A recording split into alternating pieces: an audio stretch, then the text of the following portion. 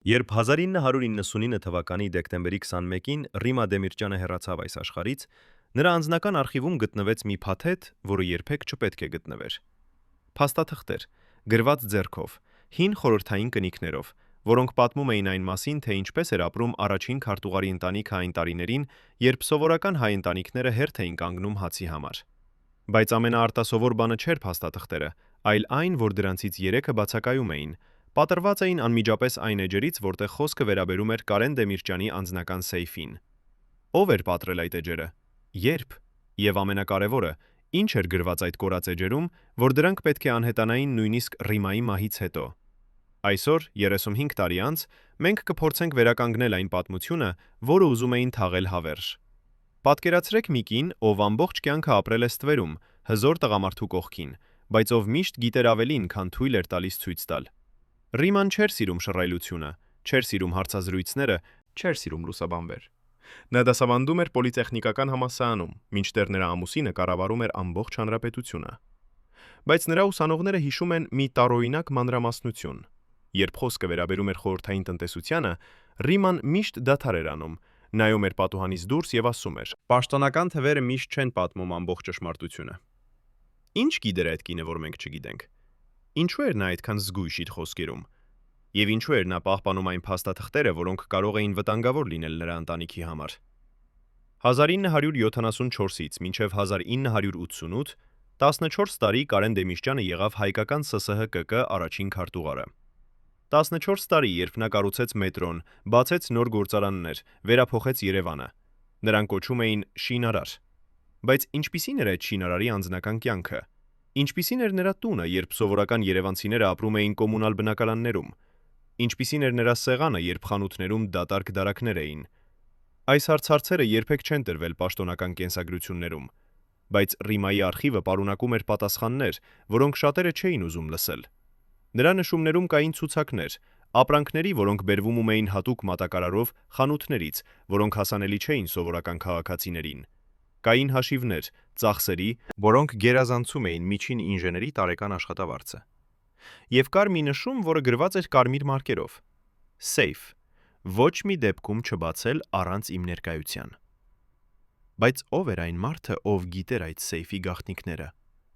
Ով էր այն մարդը, ում Ռիման վստահում էր այնքան, որ թույլ էր տալիս մտնել իրենց ամենաինտիմ տարածք։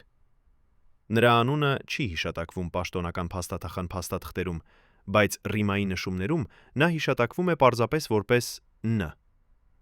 Այս մարդը եղել է ընտանիքի անձնական օգնականը, մարդ, ով տեսել է ամեն ինչ, լսել է ամեն ինչ, գիտել է ամեն ինչ։ Եվ ըստ որոշ աղբյուրների, հենց այս մարդն էր, ով 1999 թվականին, երբ Կարենը դարձավ խորհրդարանի նախագահ, սկսեց խոսել այն մասին, ինչ տեսել էր տասնամյակներ առաջ։ Նրա վկայությունները երբեք չհրապարակվեցին, բայց լուրերը տարածվեցին շրջապատում։ Մարդիկ սկսեցին հարցնել, ինչպես կարող էր առաջին քարտուղարի ընտանիքը ապրել այդպիսի մակարդակով, երբ երկիրը տառապում էր դեֆիցիտից։ Ինչպես կարող էին նրանք ունենալ այն, ինչ չունեին միլիոնավոր խորհրդային քաղաքացիներ։ Եվ ամենակարևորը, որտեղ էր այդ ամենը հիմա, երբ Կարենը վերադարձել էր քաղաքականություն եւ դարձել էր խորհրդարանի ղեկավար։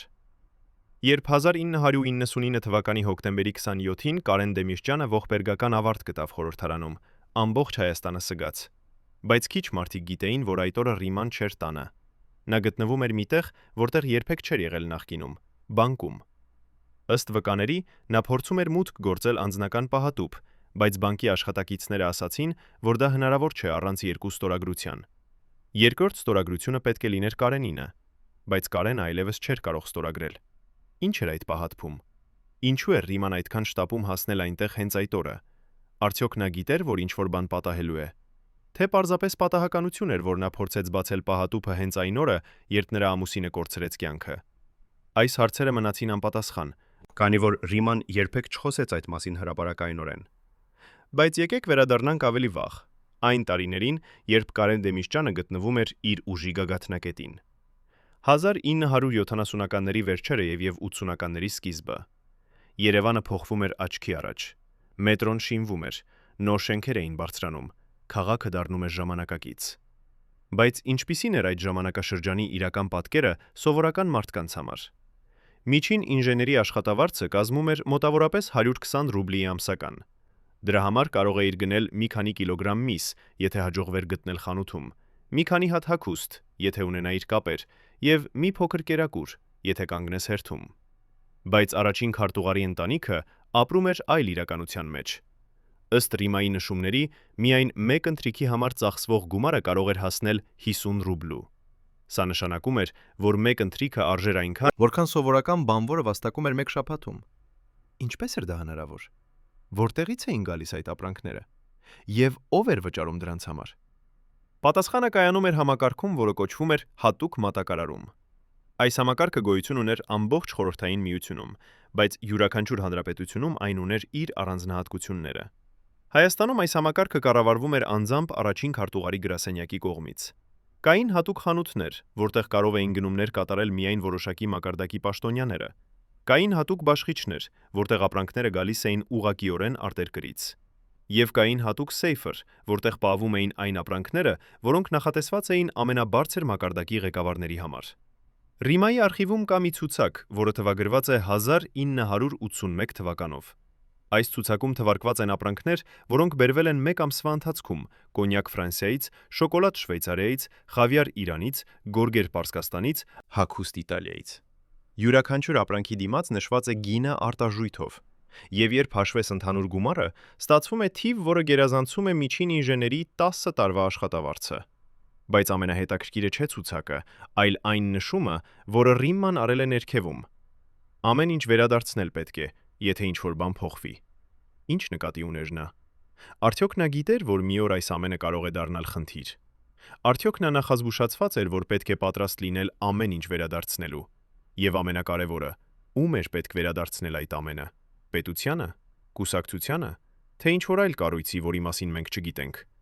Այս հարցերը մնում են առեղծված, քանի որ այն էջերը, որտեղ կարող էին լինել պատասխանները, պատրված են եւ անհետացած։ Եվ այստեղ է, որ մենք հանդիպում ենք մեր առաջին իսկական խորհրդին։ Ով էր հետաքրքրված այդ էջերը ոչնչերը ոչնչացնելու մեջ։ Ընտանիքի անդամը, ով ուզում էր պաշտպանել Կարենի հիշատակը, թե արտաքին ուժ, որը ուզում էր թաքցնել ավելի խորը գաղտնիքներ։ Ըստ մի աղբյուրի, ով մոտիկ էր ընտանիքին, Ռիման վերջին տարիներին դարձել էր շատ զգույշ։ Նա չէր թողնում ոչ ոքի մտնել իր անձնական գրասենյակ։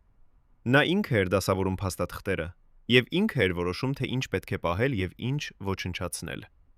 Բայց 1999 թվականից հետո, երբ Կարենը վերադարձավ քաղաքականություն, Ռիման սկսեց ավելի հաճախ հանդիպել մարդկանց, ում նա չէր վստահում։ Նա սկսեց ստանալ հեռախոսազանգեր, որոնք նրան անհանգստացնում էին։ Եվ նա սկսեց խոսել այն մասին, որ եթե ինչ-որ բան պատահի ինձ, դուք պետք է իմանաք, որ ճշմարտությունը թաքնված է այնտեղ, որտեղ ոչ ոք չի փնտրի։ Բայց որտեղ էր այդ տեղը։ Սեյֆում, որը երբեք չբացվեց։ Բահանքի պահատփում, որը մնաց անմատչելի։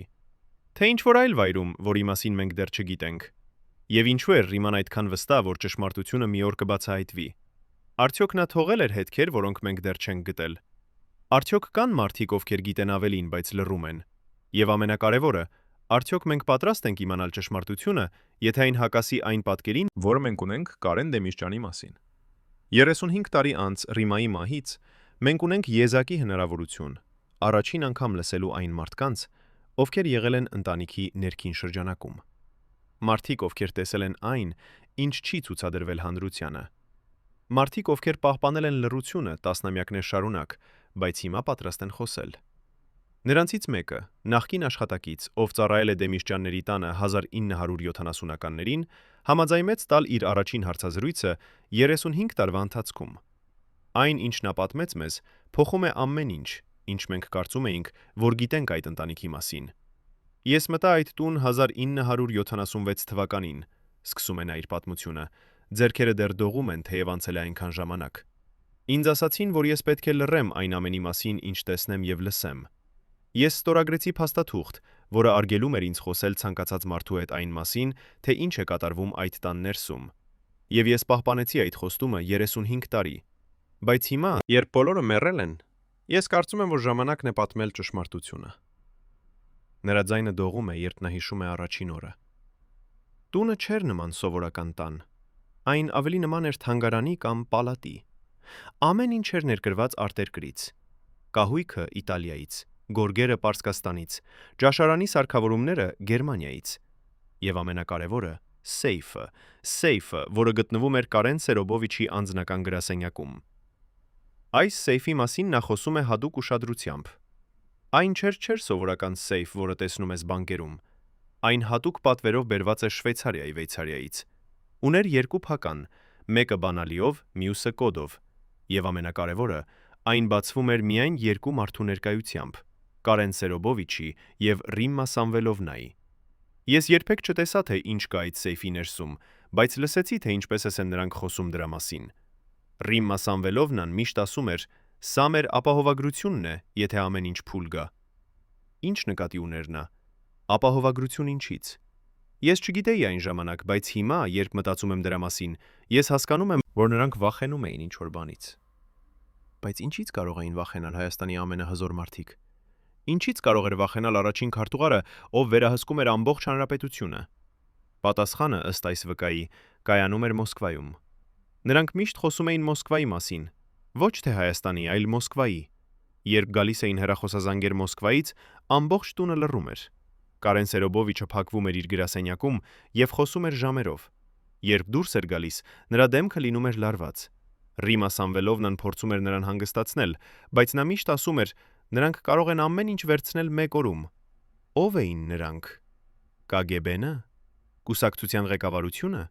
թե ինչ-որ այլ ուժ, որի մասին մենք չգիտենք։ Վկան շարունակում է իր պատմությունը եւ յուրաքանչյուր նոր մանրամասն ավելի է խորացնում խորհուրդը։ 1986 թվականին, երբ Գորբաչովը սկսեց իր բարեփոխումները, տանը մթնոլորտը փոխվեց։ Կարեն Սերոբովիչը դարձավ ավելի նյարդային։ Նա սկսեց ավելի հաճախ բացել սեյֆը եւ ինչ-որ բան հանել այնտեղից։ Ես տեսա, թե ինչպես է նա փաթեթավորում փաստաթղթեր եւ տալիս Ռիմմա Սամվելովնային։ Նա ասում էր. «Եթե ինձ հետ ինչ-որ բան պատահի, դու գիտես թե ինչ անել»։ Ռիմմա Սամվելովնան գլուխ է շարժում եւ տանում էր այդ փաթեթները ինչ-որ տեղ։ Ես երբեք չիմացա, թե որտեղ, բայց ես գիտեի, որ դա չէր տունը։ Այս վկայությունը բացահայտում է մի նոր շերտ խորհրդի։ Եթե Կարեն Դեմիրճյանը պատրաստվում էր ինչ-որ բանի, ապա ինչ էր դա։ Արդյոք նա գիտե, որ կորցնելու է իր պաշտոնը։ Արդյոք նա գիտե, որ Մոսկվան պատրաստվում է նրան հեռացնել։ Եվ ամենակարևորը, ինչպես էր նա պատրաստվում պաշտպանել իրեն եւ իր ընտանիքը։ Սեյֆը, փաստաթղթերը, գաղտնի վայրերը, այս ամենը ցույց է տալիս, որ Կարեն Դեմիրճյանը ուներ պլան։ Բայց ո՞րն էր այդ պլանը։ Եվ արդյոք այն իրականացածվեց։ Վկան ավարտում է իր պատմությունը մի նախազգուշացմամբ։ Ես ձեզ պատմեցի այն, ինչ տեսա, բայց ես չգիտեմ ամբողջ ճշմարտությունը։ Կան մարդիկ, ովքեր գիտեն ավելին, բայց նրանք դեռ լռում են։ Կան փաստաթղթեր, որոնք դեռ թաքնված են։ Եվ կա սեյֆ, որը երբեք չբացվեց։ Եթե դուք ուզում եք իմանալ ամբողջ ճշմարտությունը, դուք պետք է գտնեք այդ սեյֆը, բայց զգույշ եղեք։ Կան մարդիկ, ովքեր չեն ուզում, որ այդ ճշմարտությունը բացահայտվի։ Այս խոսքերը մնում են օդում, եւ մենք հասկանում ենք, որ մեր հետաքննությունը դեռ միայն սկսվում է։ Ո՞վ են այդ մարդիկ, ովքեր չեն ուզում ճշմարտության բացահայտումը։ Ինչու են նրանք դեռ վախենում այն գաղտնիքներից, որոնք թաքնված են Դեմիրճյանների անցյալում։ Եվ ամենակարևորը, արդյոք մենք կարող ենք գտնել այդ սեյֆը, նախքան ինչ-որ մեկը ոչնչացնի վերջին ապացույցները։ Երբ Կարեն Դեմիրճյանը հեռացվեց իր պաշտոնից 1988 թվականին, ամբողջ Հայաստանը ցնցվեց։ 14 տարի նա եղել էր առաջին քարտուղար, ամենահզոր մարդը հանրապետությունում։ Եվ հանկարծ, մեկ օրում ամեն ինչ ավարտվեց։ Պաշտոնական տարբերակը խոսում էր կադրերի թարմացման մասին, բայց բոլորը գիտեին, որ իրականում դա էր Մոսկվայի որոշումը։ Գորբաչովը ուզում էր նոր մարդիկ, ովքեր կդառնային նրա բարեփոխումների գործիքները։ Բայց ինչու հենց Դեմիրճյանը։ Ինչու հենց այդ պահին։ Եվ ամենակարևորը, ինչպես արձագանքեց Դեմիրճյանի ընտանիքը այդ անսպասելի հարվածին։ Ըստ մեր երկրորդ վկայի, մի մարդու, ով աշխատել է կուսակցության ապարատում այդ տարիներին, Դեմիրճյանի հեռացումը չէր անսպասելի նրա համար։ Նա գիտեր, որ դա գալու է, պատմում է այս մարդը, ով համաձայնվել է խոսել անանուն պայմանով։ Մոսկվան սկսել էր ուղարկել ազդանշաններ դեռևս 1986 թվականից։ Կային հանդիպումներ, որտեղ Կարեն Սերոբովիչին քննադատում էին հին մեթոդների համար։ Կային զեկույցներ, որոնք ուղարկվում էին Մոսկվա եւ որոնք չէին դրական։ Եվ կային մարդիկ նրա շրջապատում, ովքեր սկսել էին հեռանալ նրանից եւ մոտենալ նոր ուժերին։ Այս վերջին կետը հատկապես կարևոր է։ Ո՞վ էին այդ մարդիկ, ովքեր դավաճանեցին Դեմիրճյանին։ Ով էին նրանք, ովքեր որոշեցին փրկել իրենց կարիերան, զոհաբերելով իրենց նախկին ղեկավարին։ Վկան շարունակում է. Կար մի մարդ, ով հատկապես մոտ էր Կարեն Ցերոբովիչին։ Նա եղել է նրա աջ ձեռքը տասնամյակներ շարունակ։ Բոլորը կարծում էին, որ նա ամենավստահելի մարդն է։ Բայց 1987 թվականին, երբ Մոսկվան սկսեց ճնշել Դեմիրճյանին, այս մարդը հանկարծ փոխեց կողմը։ Նա սկսեց հանդիպումներ ունենալ Մոսկվայի ներկայացուցիչների հետ, առանց Կարեն Ցերոբովիչի իմացության։ Նա սկսեց փոխանցել տեղեկություններ, որոնք վնասեցին Դեմիրճյանի դիրքերին։ Եվ երբ վերջապես եկավ հրամանը Մոսկվայից, հենց այս մարդն էր, ով առաջինը ողջունեց նոր առաջին քարտուղարին։ Ով էր այս մարդը։ Վկան չի ուզում բացահայտել անունը, բայց նա ասում է, որ այս մարդը դեռ ապրում է Երևանում եւ զբաղեցնում է բարձր պաշտոն։ Այս բացահայտումը ցնցող է։ Եթե Դեմիրճյանը դավաճանվեց իր ամենամոտ մարդու կողմից, ապա ինչպես արձագանքեց նա։ Ինչպես արձագանքեց Ռիման։ Ըստ վկայի, Կարեն Ցերոբովիչը չցույց տվեց իր զգացմունքները հրապարակայնորեն։ Նա ընդունեց որոշումը արժանապատվությամբ, բայց տանը, ըստ նրանց, ովքեր մոտ էին ընտանիքին, նա եղավ ավերված։ Նա չէր կարող հավատալ, որ այն մարդը, ում նա վստահում էր տասնամյակներ շարունակ, կարող էր նրան դավաճանել։ Եվ Ռիմա Սամվելովնան, ով միշտ եղել է ուժեղ կին, այդ անգամ չկարողացավ թաքցնել իր ցասումը։ Նա ասաց, որ մենք երբեք չենք մոռանա այս դավաճանությունը։ Բայց ինչպես կապված է այս դավաճանությունը սեյֆի հետ։ Ինչպես կապված է այն փաստաթղթերի հետ, որոնք Ռիման թաքցրեց։ Պատասխանը գալիս է մեր երրորդ վկայից, մի մարդուց, ով աշխատել է անվտանգության ծառայություններում այդ տարիներին։ Երբ Դեմիրճյանը հեռացվեց, Մոսկվան ուղարկեց հատուկ խումբ Երևան, ստուգելու նրա գործունեությունը, պատմում է նա։ Նրանք ուզում էին գտնել ապացույցներ կոռուպցիայի, չարոպցիայի, չարաշահումների, ցանկացած բանի, որը կարող էր արդարացնել նրա հեռացումը, բայց նրանք ոչինչ չգտան։ Կամ ավելի ճիշտ, նրանք չկարողացան գտնել այն, ինչ փնտրում էին, քանի որ ամենակարևոր փաստաթղթերը արդեն անհետացել էին։ Այս վկայությունը հաստատում է այն, ինչ մենք կասկածում էինք։ Դեմիրճյանը նախազգուշացված էր։ Նա գիտեր, որ Մոսկվան կփորձի գտնել ապացույցներ նրա դեմ։ Եվ նա ժամանակին հեռացրեց այդ ապացույցները։ Բայց որտեղ։ Սեյֆում, որը մնաց նրա տանը։ Բանկի պահատփում, որը բացվեց միայն 2 ստորագրությամբ։ Թե ինչ-որ այլ վայրում, որի մասին մենք դեռ չգիտենք։ Վկան շարունակում է. Մոսկվայի խումբը հարցաքննեց բոլորին, ովքեր աշխատել էին Դեմիրճյանի հետ։ Նրանք փորձեցին գտնել մարդկանց, ովքեր կխոսեին նրա դեմ, բայց ամենաշատ մարդիկ լռեցին։ Նրանք վախենում էին ոչ թե Մոսկվայից, այլ Դեմիրճյանից։ Նրանք գիտեին, որ նա ունի ապացույցներ նրանց դեմ։ Նրանք գիտեին, որ եթե խոսեն, Դեմիրճյանը կարող է բացահայտել նրանց գաղտնիքները։ Այս բացահայտումը ցույց է տալիս Դեմիրճյանի իսկական ուժը։ Նա ոչ միայն ուներ ապացույցներ իր սեփական պաշտպանության համար, այլև ուներ ապացույցներ ուրիշների դեմ։ Սեյֆը չէր պարզապես պահեստ նրա սեփական գաղտնիքների համար։ Այն էր զենք նրա թշնամիների դեմ։ Եվ այս զենքը նա պահպանեց նույնիսկ իր հեռացումից հետո։ Բայց ինչպես օգտագործեց նա այդ զենքը։ Արդյոք նա երբևէ սպառնացել է բացահայտել այդ գաղտնիքները։ Արդյոք հենց դա էր պատճառը, որ նա կարողացավ վերադառնալ քաղաքականություն 1998 թվականին։ Արդյոք նա օգտագործեց այդ ապացույցները ստիպելու իր նախկին թշնամիներին աջակցել իր վերադարձին։ Վկան ավարտում է իր պատմությունը մի անսպասելի բացահայտմամբ։ 1998 թվականին, երբ Դեմիրճյանը դարձավ խորհրդարանի նախագահ, Մոսկվան կրկին ուղարկեց մարդկանց Երևան։ Բայց այս անգամ նրանք չէին փնտրում ապացույցներ նրա դեմ։ Նրանք փնտրում էին ապացույցներ, որոնք Դեմիրճյանը ուներ իրենց դեմ։ Նրանք ուզում էին գտնել սեյֆը։ Նրանք ուզում էին գտնել փաստաթղթերը։ Բայց նրանք չգտան։ Եվ մեկ շաբաթ անց Դեմիրճյանը մահացավ խորհրդարանում։ Այս վերջին նախադասությունը կախված է օդում, եւ մենք հասկանում ենք, որ այն, ինչ մենք մտածում էինք որպես պարզ ողբերգություն, կարող է լինել ավելի բարդ։ Արդյոք Դեմիրճյանի մահը պատահականություն էր, թե այն էր վերջին փորձը ոչնչացնելու այն ապացույցները, որոնք նա պահպանում էր տասնամյակներ շարունակ։ Եվ եթե դա այդպես է, ապա ով էր պատասխանատու։ Ով էր այն մարդը կամ խումբը, որը ուզում էր Դեմիրճյանի լռությունը։ Այս հարցերը մեզ տանում են դեպի մեր հետաքննության ամենակարևոր մասը։ Մենք պետք է գտնենք սեյֆը, մենք պետք է գտնենք փաստաթղթերը, եւ մենք պետք է պատասխանենք վերջնական հարցին. ինչ էր իրականում թաքնված Դեմիրճյանների գաղտնիքների ետևում։ Արդյոք դա էր ոսկին, որի մասին խոսում են լեգենդները, թե ինչ որ ավելի արժեքավոր բան, ճշմարտությունը, որը կարող էր փոխել Հայաստանի պատմությունը։ Եվ ամենակարևորը, արդյոք մենք պատրաստ ենք այդ ճշմարտությանը, երբ այն վերջապես բացահայտվի։ Մինչև վերջին պահը ես հավատացի, որ մենք կփրկվենք, ասում է նախկին անվտանգության աշխատակիցը, ձեռքերը դեռ դողում են 35 տարի անց։ Ինչ գիտեր այս մարդը, ինչ մենք չգիտենք։ Այսօր 3 նախկին անդամներ Դեմիրճյանների ներքին շրջանակից խոսում են առաջին անգամ այն գաղտնիքների մասին, որոնք պահպանել են տասնամյակներ շարունակ։ Նրանց բացահայտումները փոխելու են ամեն ինչ։ Ինչ դուք կարծում էիք, որ գիտեք այս ընտանիքի մասին։ Մարդիկ, ովքեր տեսել են Սեյֆի բովանդակությունը, ովքեր ներկա են եղել այն խոսակցություններին, երբ Ռիման եւ Կարենը պլանավորում էին իրենց ապահովագրությունը։ Մարդիկ, ովքեր գիտեն, թե որտեղ են թաքնված վերջին փաստաթղթերը։ Բայց ինչու են նրանք խոսում հենց հիմա։ Ինչու են նրանք վախենում, որ եթե չխոսեն այսօր, ճշմարտությունը կթաղվի հավերժ։ Եվ ամենակարևորը, ինչ են նրանք ռիսկի ենթարկում, բացահայտելով այն, ինչ պետք է մնար գաղտնիք։ Առաջին վկան, ով համաձայնվել է խոսել, եղել է Դեմիրճյանների անձնական բժիշկը 1980-ականների սկզբին։ Նա պահանջել է, որ մենք չհրապարակենք նրա անունը, բայց նա պատրաստ է կիսել այն, ինչ տեսել է։ Ես կանչվեցի տուն 1981 թվականի ձմռանը, սկսում է նա։ Կարեն Սերոբովիչը ունեցել էր ուժեղ գլխացավ,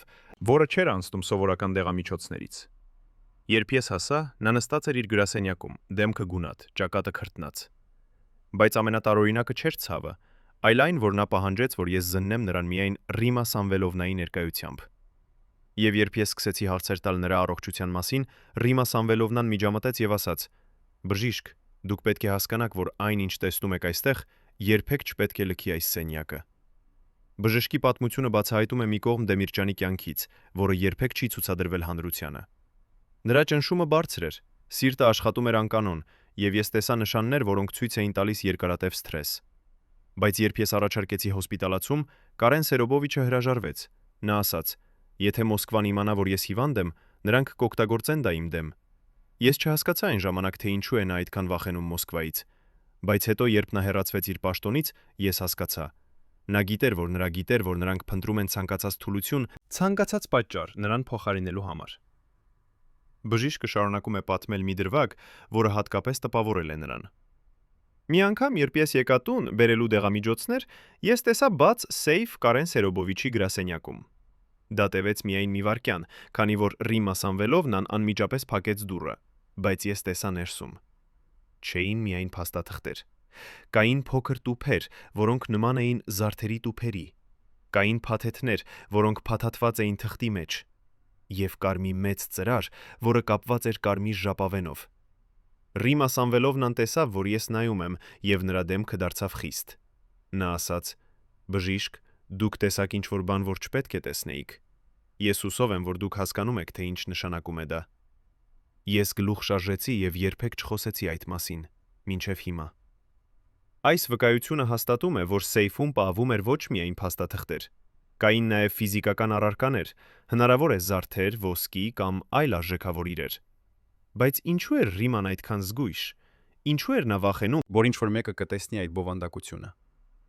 Բժիշկը տալիս է իր մեկնաբանությունը։ Ես կարծում եմ, որ նրանք պատրաստվում էին ամենավատին։ Նրանք գիտեին, որ եթե Մոսկվան որոշի նրանց հեռացնել, նրանք կարող են կորցնել ամեն ինչ։ Սեյֆը չէր պարզապես պահեստ, այն էր նրանց փրկարար ծրար, եթե ամեն ինչ փլվեր։ Այնտեղ էր ամեն ինչ, ինչ նրանք կարող էին օգտագործել, սկսելու նոր կյանք, եթե պետք լիներ փախչել։ Բայց արդյոք Դեմիրճյանները երբևէ պլանավորել են փախուստ։ Արդյոք նրանք երբևէ մտածել են թողնել Հայաստանը։ Երկրորդ վկան, ով եղել է կուսակցության ապարատի բարձրաստիճան աշխատակից, տալիս է անսպասելի պատասխան։ Այո, նրանք մտածել են դրա մասին, ասում է նա կատակերտորեն։ 1986 թվականին, երբ Գորբաչովի բարեփոխումները սկսեցին սարսափեցնել 5 գվարդիային, Կարեն Սերոբովիչը ուներ գաղտնի հանդիպումներ մարդկանց հետ, ովքեր կարող էին օգնել նրան, եթե իրավիճակը դառնար վտանգավոր։ Ես գիտեմ, որ նա խոսել է մարդկանց հետ Վրաստանում, Ադրբեջանում, նույնիսկ Թուրքիայում։ Նա ուներ կապեր, որոնք կարող էին ապահովել անվտանգ անցում սահմանով, եթե պետք լիներ։ Այս բացահայտումը ցնցող է։ Հայաստանի առաջին քարտուղարը, մարդը, ով համարվում էր անխախտ հավատարիմ Խորհրդային Միությանը, գաղտնի պլանավորում էր հնարավոր փախուստ։ Բայց ինչու։ Ինչից էր նա վախենում։ Վկան բացատրում է։ Նա գիտեր, թե ինչ է կատարվել այլ ղեկավարների հետ, ովքեր կորցրել էին Մոսկվայի հավանությունը։ Նա տեսել էր, թե ինչպես են նրանք ոչնչացվել, ոչ միայն քաղաքականորեն, այլև ֆիզիկապես։ Նա գիտեր, որ կուսակցությունը չի ների նրանց, ովքեր գիտեն չափազանց շատ։ Եվ Կարեն Սերոբովիչը գիտեր շատ։ Նա գիտեր գաղտնիքներ, որոնք կարող էին վնասել շատ հզոր մարդկանց Մոսկվայում։ Եվ հենց դա էր, ինչ նրան դարձնում էր վտանգավոր։ Բայց ինչպիսի գաղտնիքներ։ Ինչպիսի տեղեկություններ ուներ Դեմիրճյանը, որոնք կարող էին վնասել Մոսկվային։ Վկան դատապարտված է լռելու այս հարցի պատասխանի մասին, բայց նա տալիս է մի հուշում։ Պատկերացրեք, որ դուք եք առաջին քարտուղարը 14 տարի։ Դուք տեսնում եք ամեն ինչ, լսում եք ամեն ինչ, գիտեք ամեն ինչ։ Դուք գիտեք, Թե ով է կոռումպացված, ով է գողացել, ով է դավաճանել։ դուք գիտեք, թե որտեղ են թաքնված փողերը, ով է ստացել կաշառք, ով է օգտագործել իր պաշտոնը անօրինական նպատակների համար։ Եվ դուք պահպանում եք այս տեղեկությունները, քանի որ դուք գիտեք, որ մի օր դրանք կարող են փրկել ձեզ։ Այս բացատրությունը տալիս է նոր իմաստ սեյֆին։ Այն չէր պարզապես անձնական գանձարան, այն էր ապահովագրություն, դեմ Մոսկվային, դեմ կուսակցությանը, դեմ բոլոր նրանց, ովքեր կարող էին սպառնալ Դեմիրճյանին։ Բայց եթե դա այդպես է, ապա ինչու Դեմիրճյանը երբեք չօգտագործեց այդ տեղեկությունները։ Ինչու նա լռեց, երբ հեռացվեց իր պաշտոնից։ Ինչու նա չսպառնաց բացահայտել այն, ինչ գիտեր։ Վկան տալիս է անսպասելի պատասխան։ Քանի որ նա գիտեր, որ եթե սկսի խոսել, նրանք կոչնչացնեն ոչ միայն նրան, այլև նրա ընտանիքը։ Նա գիտեր, որ Մոսկվան չի խաղում ըստ կանոնների, եւ նա ընտրեց պաշտպանել իր ընտանիքը, նույնիսկ եթե դա նշանակում էր զոհաբերել իր կարիերան։ Այս պատասխանը ցույց է տալիս Դեմիրճյանի մեկ այլ կողմ, ոչ թե հզոր քաղաքական գործիչի, այլ ընտանիքի պաշտպանի։ Բայց արդյոք նա իսկապես կարողացավ պաշտպանել իր ընտանիքը։ Արդյոք նրա լռությունը բավարար էր, թե Մոսկվան դեռ փնտրում էր ճանապարհ, ոչնչացնելու այն ապացույցները, որոնք Դեմիրճյանը պահպանում էր։ Երրորդ վկան, ով եղել է անվտանգության ծառայությունների աշխատակից, տալիս է սարսափելի պատասխան։ Նրանք երբեք չդադարեցին փնտրել։ Նույնիսկ երբ Դեմիրճյանը հեռացավ քաղաքականությունից, նրանք շարունակեցին հետևել նրան։ Նրանք ուզում էին իմանալ, թե որտեղ է սեյֆը, ինչ է դրա մեջ եւ ինչպես կարող են հասնել դրան։ Բայց Դեմիրճյանը եղել է խելացի։ Նա երբեք չպահեց ամեն ինչ մեկ տեղում։ Նա բաժանեց ապացույցները՝ մի մասը տանը, մի մասը բանկում, մի մասը մարդկանց մոտ, ում նա վստահում էր։ Այս ռազմավարությունը բացատրում է, թե ինչու Մոսկվան երբեք չկարողացավ գտնել այն, ինչ փնտրում էր։ Դեմիրճյանը ստեղծել էր բարդ ցանց, որտեղ յուրաքանչյուր մաս տեղեկության պահվում էր առանձին, եւ միայն նա եւ Ռիման գիտեին ամբողջ պատկերը։ Բայց ինչ պատահեց այդ ցանցին, երբ Դեմիրճյանը մահացավ։ Ինչ պատահեց այն մարդկանց, Ովքեր պահպանում էին նրա գաղտնիքները։ Վկան լռում է մի պահ, ապա ասում է. Որոշները ծմահացան անսպասելի մահով, որոշները անհետացան, եւ որոշները, ինչպես ես, որոշեցին լռել, մինչև այն ժամանակը, երբ անվտանգ կլինի խոսել։ Այս խոսքերը թողնում են մեզ մի սարսափելի հարցի առաջ։ Եթե այդ մարդիկ մահացան կամ անհետացան, ապա ով էր պատասխանատու։ Ով էր այդքան հետաքրքրված Դեմիրճյանի գաղտնիքները թաղելու մեջ։ Եվ ամենակարևորը, արդյոք դեռ կան մարդիկ, ովքեր վտանգի մեջ են, քանի որ նրանք գիտեն չափազանց շատ։ Վկան ավարտում է իր պատմությունը մի նախազգուշացմամբ։ Եթե դուք շարունակեք այս հետաքննությունը, դուք պետք է պատրաստ լինեք հետևանքներին։ Կան մարդիկ, ովքեր դեռ ապրում են, ովքեր ունեն իշխանություն, եւ ովքեր չեն ուզում, որ այս պատմությունը պատմվի։ Նրանք արեցին ամեն ինչ, թաքցնելու ճշմարտությունը 35 տարի։ Եվ նրանք կշարունակեն անել ամեն ինչ, պահպանելու այդ գաղտնիքները։ Բայց մենք չենք կարող դադարել հիմա։ Մենք չենք կարող թողնել, որ այս պատմությունը մնա անավարտ։ Քանի որ եթե Դեմիրճյանի գաղտնիքները իսկապես այդքան վտանգավոր են, ապա հանրությունը իրավունք ունի իմանալ դրանք։ Եվ եթե իսկապես կան մարդիկ, ովքեր փորձում են թաքցնել ճշմարտությունը, ապա մենք պարտավոր ենք բացահայտել նրանց։ Բայց ինչպես։ Ինչպես կարող ենք մենք գտնել այն ապացույցները, որոնք Դեմիրճյանը այդքան ուշադիր թաքցրել է։ Ինչպես կարող ենք մենք վերականգնել այն ցանցը, որը նա ստեղծել է։ Եվ ամենակարևորը, արդյոք մենք կարող ենք դա անել առանց վտանգի ենթարկելու մեզ եւ նրանց, ովքեր օգնում են մեզ։ Պատկերացրեք, որ դուք բժիշկ եք, եւ ձեզ կանչում են զննել ամենահզոր մարդուն երկրում։ Դուք մտնում եք նրա տուն եւ տեսնում եք ոչ թե հիվանդ, այլ վախեցած մարդ։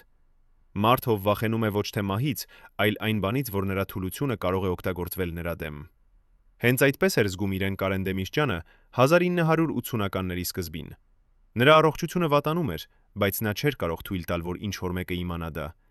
քանի որ Մոսկվան սպասում էր ցանկացած նշանի, ցանկացած պատճառի նրան փոխարինելու համար։ Եվ Դեմիրճյանը գիտեր, որ եթե նա ցույց տա թուլություն, նրա թշնամիները կօգտագործեն դա անողորմ կերպով։ Բայց ինչպիսին էր Դեմիրճյանի իրական առողջական վիճակը։ Ինչպիսի հիվանդություններ ուներ նա, որոնք թաքցրեց հանրությունից։ Մեր 4-րդ վկան, ով եղել է մեկ այլ բժիշկ, որը բուժել է Դեմիրճյանին, տալիս է մանրամասն պատկեր։ Նրա հիմնական խնդիրը սրտանոթային համակարգն էր, բացատրում է նա։ Նա ուներ բարձր ճնշում, որը հաճախ հասնում էր վտանգավոր մակարդակների։ Նա ուներ արիթմիա, սրտի անկանոն զարկեր, որոնք կարող էին հանգեցնել լուրջ բարդությունների։ Եվ նա ուներ նշաններ, որոնք ցույց էին տալիս, որ նրա սիրտը չէր ստանում բավարար արյուն։ Բայց երբ ես առաջարկեցի լուրջ բուժում, նա հրաժարվեց։ Նա ասաց. «Ես չեմ կարող թույլ տալ, որ ինչ-որ մեկը իմանա, որ ես հիվանդ եմ»։ Այս վկայությունը բացահայտում է, թե որքան մեծ ճնշման տակ էր Դեմիրճյանը։ Նա ոչ միայն պետք է կառավարեր ամբողջ հանրապետությունը, այլև պետք է թաքցներ իր սեփական թուլությունները։ Բայց ինչպես էր նա դիմանում այդ ճնշմանը։ Բժիշկը պատմում է մի դրվագ, որը ցույց է տալիս Դեմիրճյանի ներքին պայքարը։ Մի անգամ, երբ ես եկա տուն տալու դեղամիջոցներ, ես գտա նրան նստած իր գրասենյակում գլուխը ձեռքերի մեջ։ Նա չլսեց, երբ ես մտա, եւ ես տեսա, թե ինչպես է նա խոսում ինքն իր հետ։ Նա ասում էր. «Ես չեմ կարող թույլ տալ, որ նրանք տեսնեն, որ ես թույլ եմ։ Ես պետք է ուժեղ լինեմ։ Ես պետք է ցույց տամ, որ ես դեռ վերահսկում եմ»։ Երբ նա տեսավ ինձ, նա անմիջապես փոխեց իր դեմքի արտահայտությունը եւ դարձավ այն ուժեղ վստահ մարդը, որին բոլորը ճանաչում էին։ Այս պատկերը ցույց է տալիս Դեմիրճյանի կրկնակի կյանքը։ Հանրության առաջ նա էր ուժեղ, անխախտ ղեկավարը, բայց տանը, երբ ոչ ոք չէր տեսնում, նա էր հիվանդ, վախեցած մարդ, ով պայքարում էր իր սեփական մարմնի դեմ։ Բայց ինչպես էր Ռիման արձագանքում այս իրավիճակին։ Ինչպես էր նա օգնում իր ամուսնուն դիմանալ այդ ճնշմանը։ Բժիշկը պատմում է, որ Ռիման եղել է Դեմիրճյանի ամենամեծ աջակիցը։ Նա միշտ ներկա էր, երբ ես բուժում էի Կարեն Սերոբովիչին։ Նա հետևում էր, որ նա ընդունի դեղերը ժամանակին։ Նա հետևում էր, որ նա հանգստանա, երբ պետք է։ Բայց ամենակարևորը, նա պաշտպանում էր նրան արտաքին աշխարհից։ Երբ գալիս էին հեռախոսազանգեր, որոնք կարող էին նյարդայնացնել նրան, Ռիմա Սամվելովնան ընդունում էր դրանք եւ ասում էր, որ Կարեն Սերոբովիչը զբաղված է։ Նա ստեղծել էր պաշտպանիչ պատ նրա շուրջը։ Բայց այս պաշտպանությունը ուներ իր գինը։ Ռիման ինքը սկսեց տառապել սթրեսից։ Բժիշկը հիշում է, թե ինչպես էր նա տեսնում Ռիմայի առողջության վատացումը։ Նա սկսեց կորցնել քաշ։ Նրա դեմքը դարձավ գունատ։ Նա ուներ անկնություն եւ հաճախ գանգատվում էր գլխացավից։ Բայց երբ ես առաջարկեցի, որ նա ինքը պետք է բուժում ստանա, նա հրաժարվեց։ Նա ասաց. «Ես չեմ կարող մտածել իմ մասին, երբ Կարենը այդքան վատ է»։ Այս ինքնազոհողությունը ցույց էր տալիս, թե որքան խորն էր նրանց կապը, բայց այն նաև ցույց էր տալիս, թե որքան մեծ էր այն բեռը, որը նրանք կրում էին։ Բժիշկի պատմությունը տալիս է մեզ նոր հասկացողություն Դեմիրճյանների ամուսնության մասին։ Դա չէր պարզապես քաղաքական դաշինք, դա էր խորը անձնական կապ, երկու մարդկանց միջև, ովքեր պայքարում էին միասին դեմ ուժերի, որոնք փորձում էին ոչնչացնել նրանց։ Բայց ինչպես էր այս պայքարը ազդում նրանց որոշումների վրա։ Ինչպես էր այն ազդում այն գաղտնիքների վրա, որոնք նրանք պահպանում էին։ Բժիշկը տալիս է մի հետաքրքիր դիտարկում։ Ես նկատեցի, որ երբ Կարեն Սերոբովիչի առողջությունը վատանում էր, նա դառնում էր ավելի մի մտահոգ Սեյֆի մասին։ Նա ավելի հաճախ էր ստուգում դրա բովանդակությունը։ Նա ավելի հաճախ էր խոսում Ռիմա Սամվելովնայի հետ այն մասին, թե ինչ պետք է անել, եթե նրա հետ ինչ-որ բան պատահի։ Կարծես նա զգում էր, որ ժամանակը սպառվում է։ Այս դիտարկումը տալիս է մեզ կարևոր հուշում։ Դեմիրճյանը գիտեր, որ նրա առողջությունը վատանում է։ Նա գիտեր, որ նա կարող է չապրել երկար։ Եվ նա ուզում էր համոզվել, որ նրա գաղտնիքները կպաշտպանվեն նույնիսկ նրա մահից հետո։ Բայց ինչպես։ Ինչպես կարող էր նա ապահովել, որ Ռիման կկարողանա մուտք գործել Սեյֆ եւ պաշտպանել դրա բովանդակությունը։ Բժիշկը պատմում է մի վերջին դրվագ, որը լույս է սփռում այս հարցի վրա։ Վերջին անգամ, երբ ես տեսա Կարեն Սերոբովիչին, նախքան նրա հեռացումը, նա տվեց ինձ մի փաթեթ։ Նա ասաց. «Բժիշկ, եթե ինձ հետ ինչ-որ բան պատահի, դուք պետք է տաք սա Ռիմա Սամվելովնային, բայց միայն նրան։ Ոչ ոք այլ չպետք է տեսնի սա»։ Ես վերցրեցի փաթեթը եւ պահեցի այն 10 տարի։ Բայց երբ Կարեն Սերոբովիչը մահացավ 1999 թվականին, ես փորձեցի տալ այն Ռիմա Սամվելովնային, բայց նա հրաժարվեց։ Նա ասաց. «Ես արդեն գիտեմ, թե ինչ է այնտեղ, եւ ես գիտեմ, թե ինչ պետք է անեմ։ Այս պատմությունը թողնում է մեզ ավելի շատ հարցերի առաջ, քան պատասխանների։ Ինչ էր այդ փաթեթում։ Ինչու Ռիման հրաժարվեց ընդունել այն։ Եվ ինչու նա ասաց, որ արդեն գիտեր, թե ինչ պետք է անի։ Արդյոք Դեմիրճյանը թողել էր նրան հստակ հրահանգներ։ Արդյոք նա ստեղծել էր պլան, որը Ռիման պետք է իրականացներ նրա մահից հետո։ Եվ ամենակարևորը, արդյոք Ռիման իրականացրեց այդ պլանը։ Արդյոք նա կարողացավ պաշտպանել այն գաղտնիքները, որոնք Դեմիրճյանը թողել էր նրան, թե ինչ-որ մեկը կանխեց նրան։ Բժիշկը ավարտում է իր պատմությունը մի անհանգիստ նշումով. Ես պահեցի այդ փաթեթը ևս 11 տարի, մինչև Ռիմա Սամվելովնայի մահը։ Երբ նա մահացավ, ես որոշեցի բացել այն, բայց երբ բացեցի, ես տեսա, որ այն դատարկ էր։ Կամ ավելի ճիշտ, այնտեղ էր միայն մի նշում, գրված Կարեն Սերոբովիչի ձեռքով։ Այնտեղ գրված էր. Եթե դու կարդում ես սա, ապա ես արդեն մեռել եմ, բայց իմ գաղտնիքները դեռ ապրում են։ Փնտրիր այնտեղ, որտեղ սկիզբը հանդիպում է վերջին։ Ես չհասկացա այդ խորհրդանիշը, բայց ես հուսով եմ, որ ինչ-որ մեկը կկարողանա։ Այս վերջին բացահայտումը տալիս է մեզ նոր ուղղություն մեր հետաքննության համար։ Այնտեղ, որտեղ սկիզբը հանդիպում է վերջին։ Ինչ նշանակում է դա։ Արդյոք դա վերաբերում է Դեմիրճյանի կյանքի սկզբին եւ վերջին, թե դա վերաբերում է Հայաստանի պատմության սկզբին եւ վերջին, թե դա ինչ-որ այլ բան է, որը մենք դեռ չենք հասկացել։ Եվ ամենակարևորը, արդյոք մենք կարող ենք վերցանել այս խորհրդանիշը, նախքան ուշ է լինելու։ Քանի որ եթե Դեմիրճյանի գաղտնիքները իսկապես այնտեղ են, որտեղ նա ասաց, ապա մենք պետք է շտապենք։ Քանի որ կան մարդիկ, ովքեր նույնպես փնտրում են այդ գաղտնիքները, եւ նրանք կարող են լինել ավելի մոտ, քան մենք կարծում ենք։ Երբ Կարեն Դեմիրճյանը վերադարձավ քաղաքականություն 1998 թվականին, շատերը զարմացան։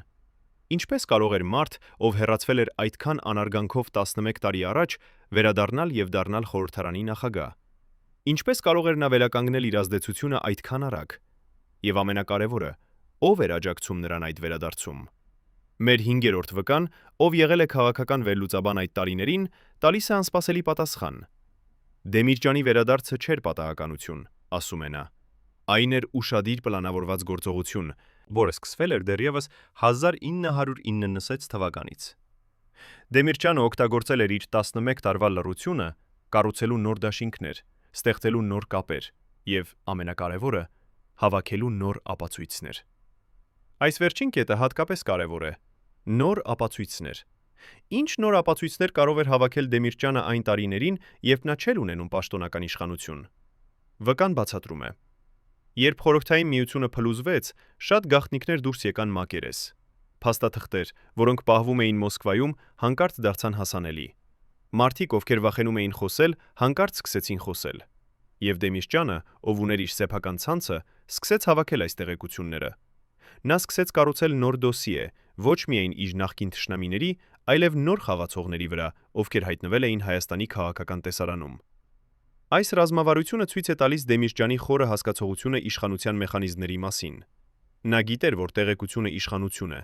եւ նա օգտագործեց իր ժամանակը հավաքելու այնքան տեղեկություն, որքան հնարավոր էր։ Բայց ինչպես էր նա օգտագործում այդ տեղեկությունը։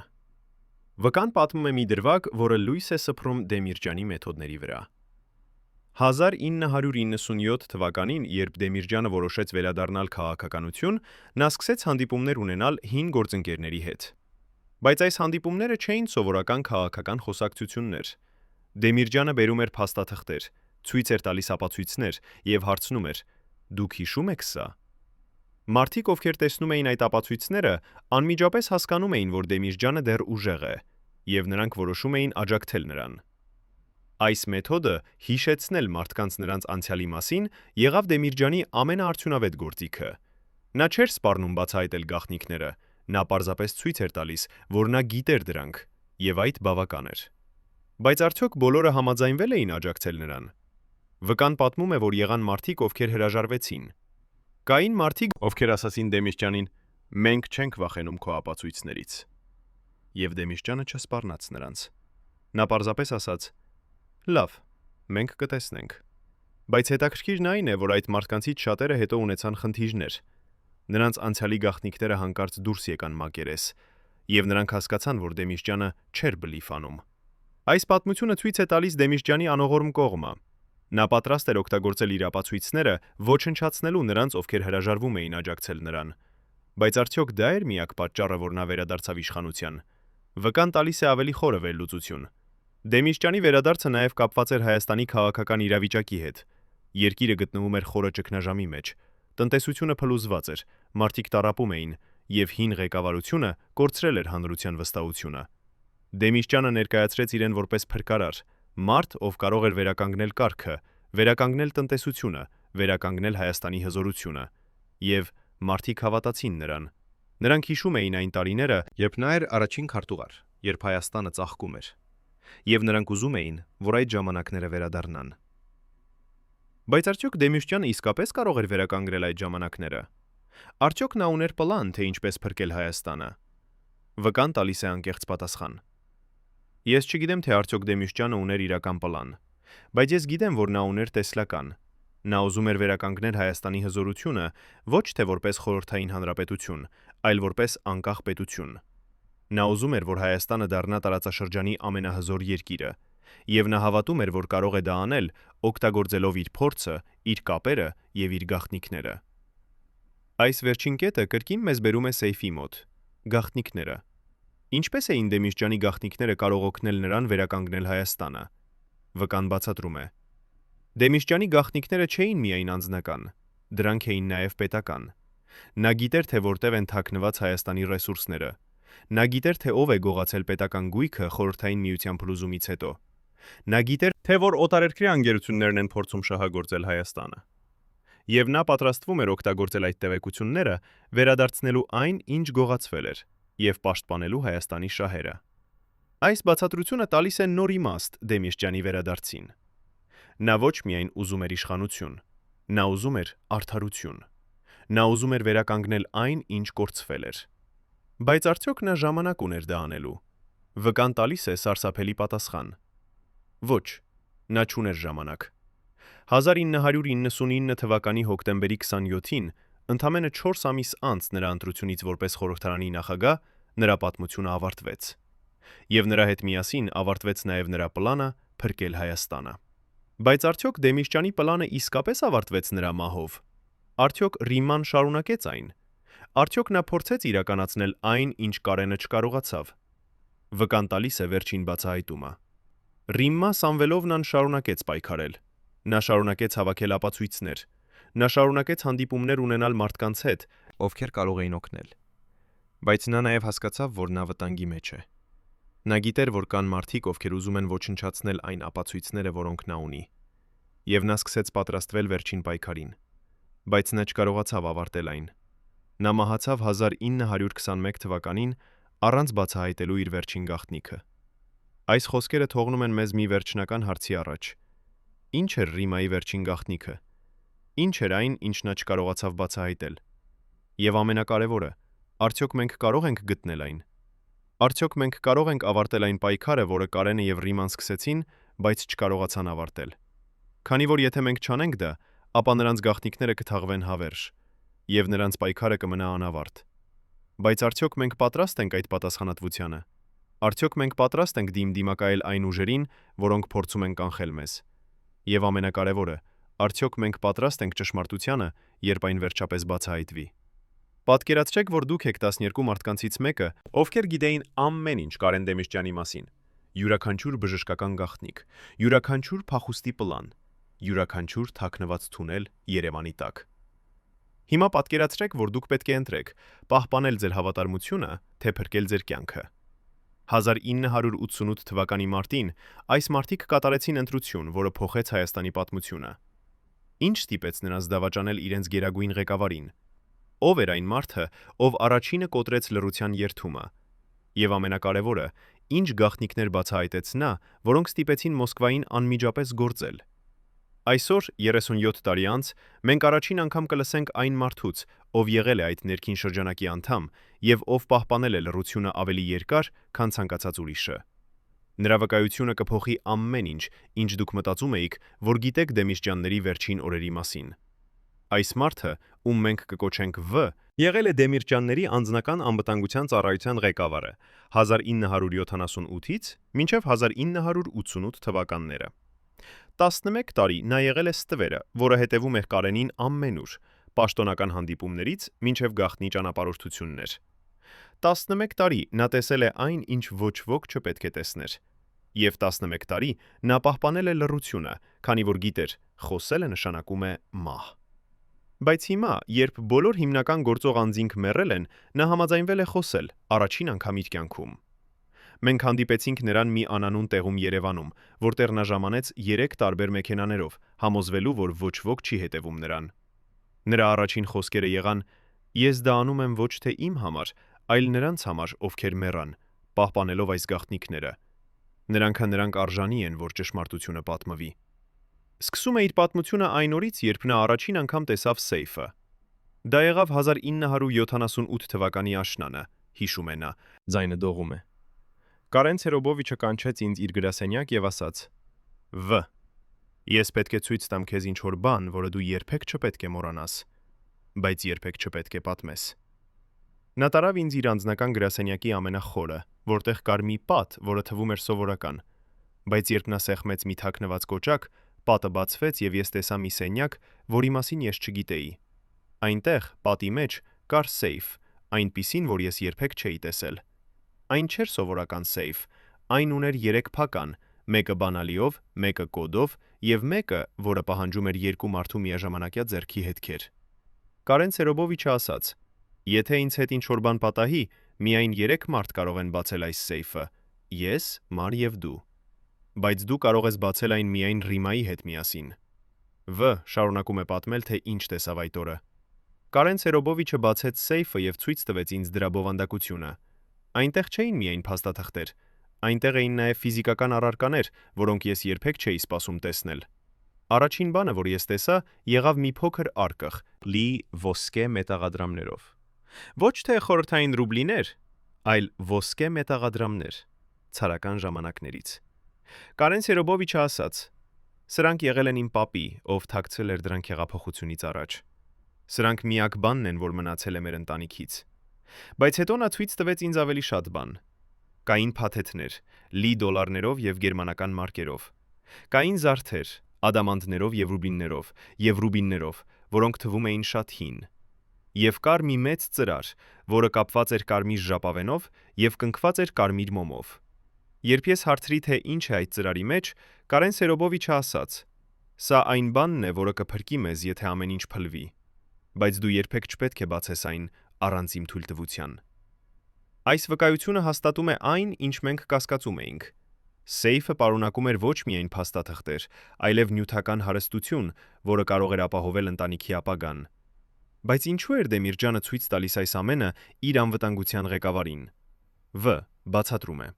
«Նա ասաց ինձ. V, ես վստահում եմ քեզ ավելի, քան ցանկացած ուրիշի, բայց ես պետք է համոզված լինեմ, որ եթե ինձ հետ ինչ-որ բան պատահի, դու կպաշտպանես Ռիմային եւ կօգնես նրան հասնել այս սեյֆին։ Քանի որ կան մարդիկ, ովքեր կփորձեն կանխել նրան։ Կան մարդիկ, ովքեր ուզում են, որ այս գաղտնիքները երբեք չբացահայտվեն»։ Ես հարցրի. «Ո՞վ են այդ մարդիկ»։ Եվ նա պատասխանեց. «Մարդիկ Մոսկվայից, մարդիկ Երևանից, մարդիկ, ում դու ճանաչում ես եւ վստահում ես։ Քանի որ դավաճանությունը միշտ գալիս է այնտեղից, որտեղից դու ամենակիչն ես սպասում»։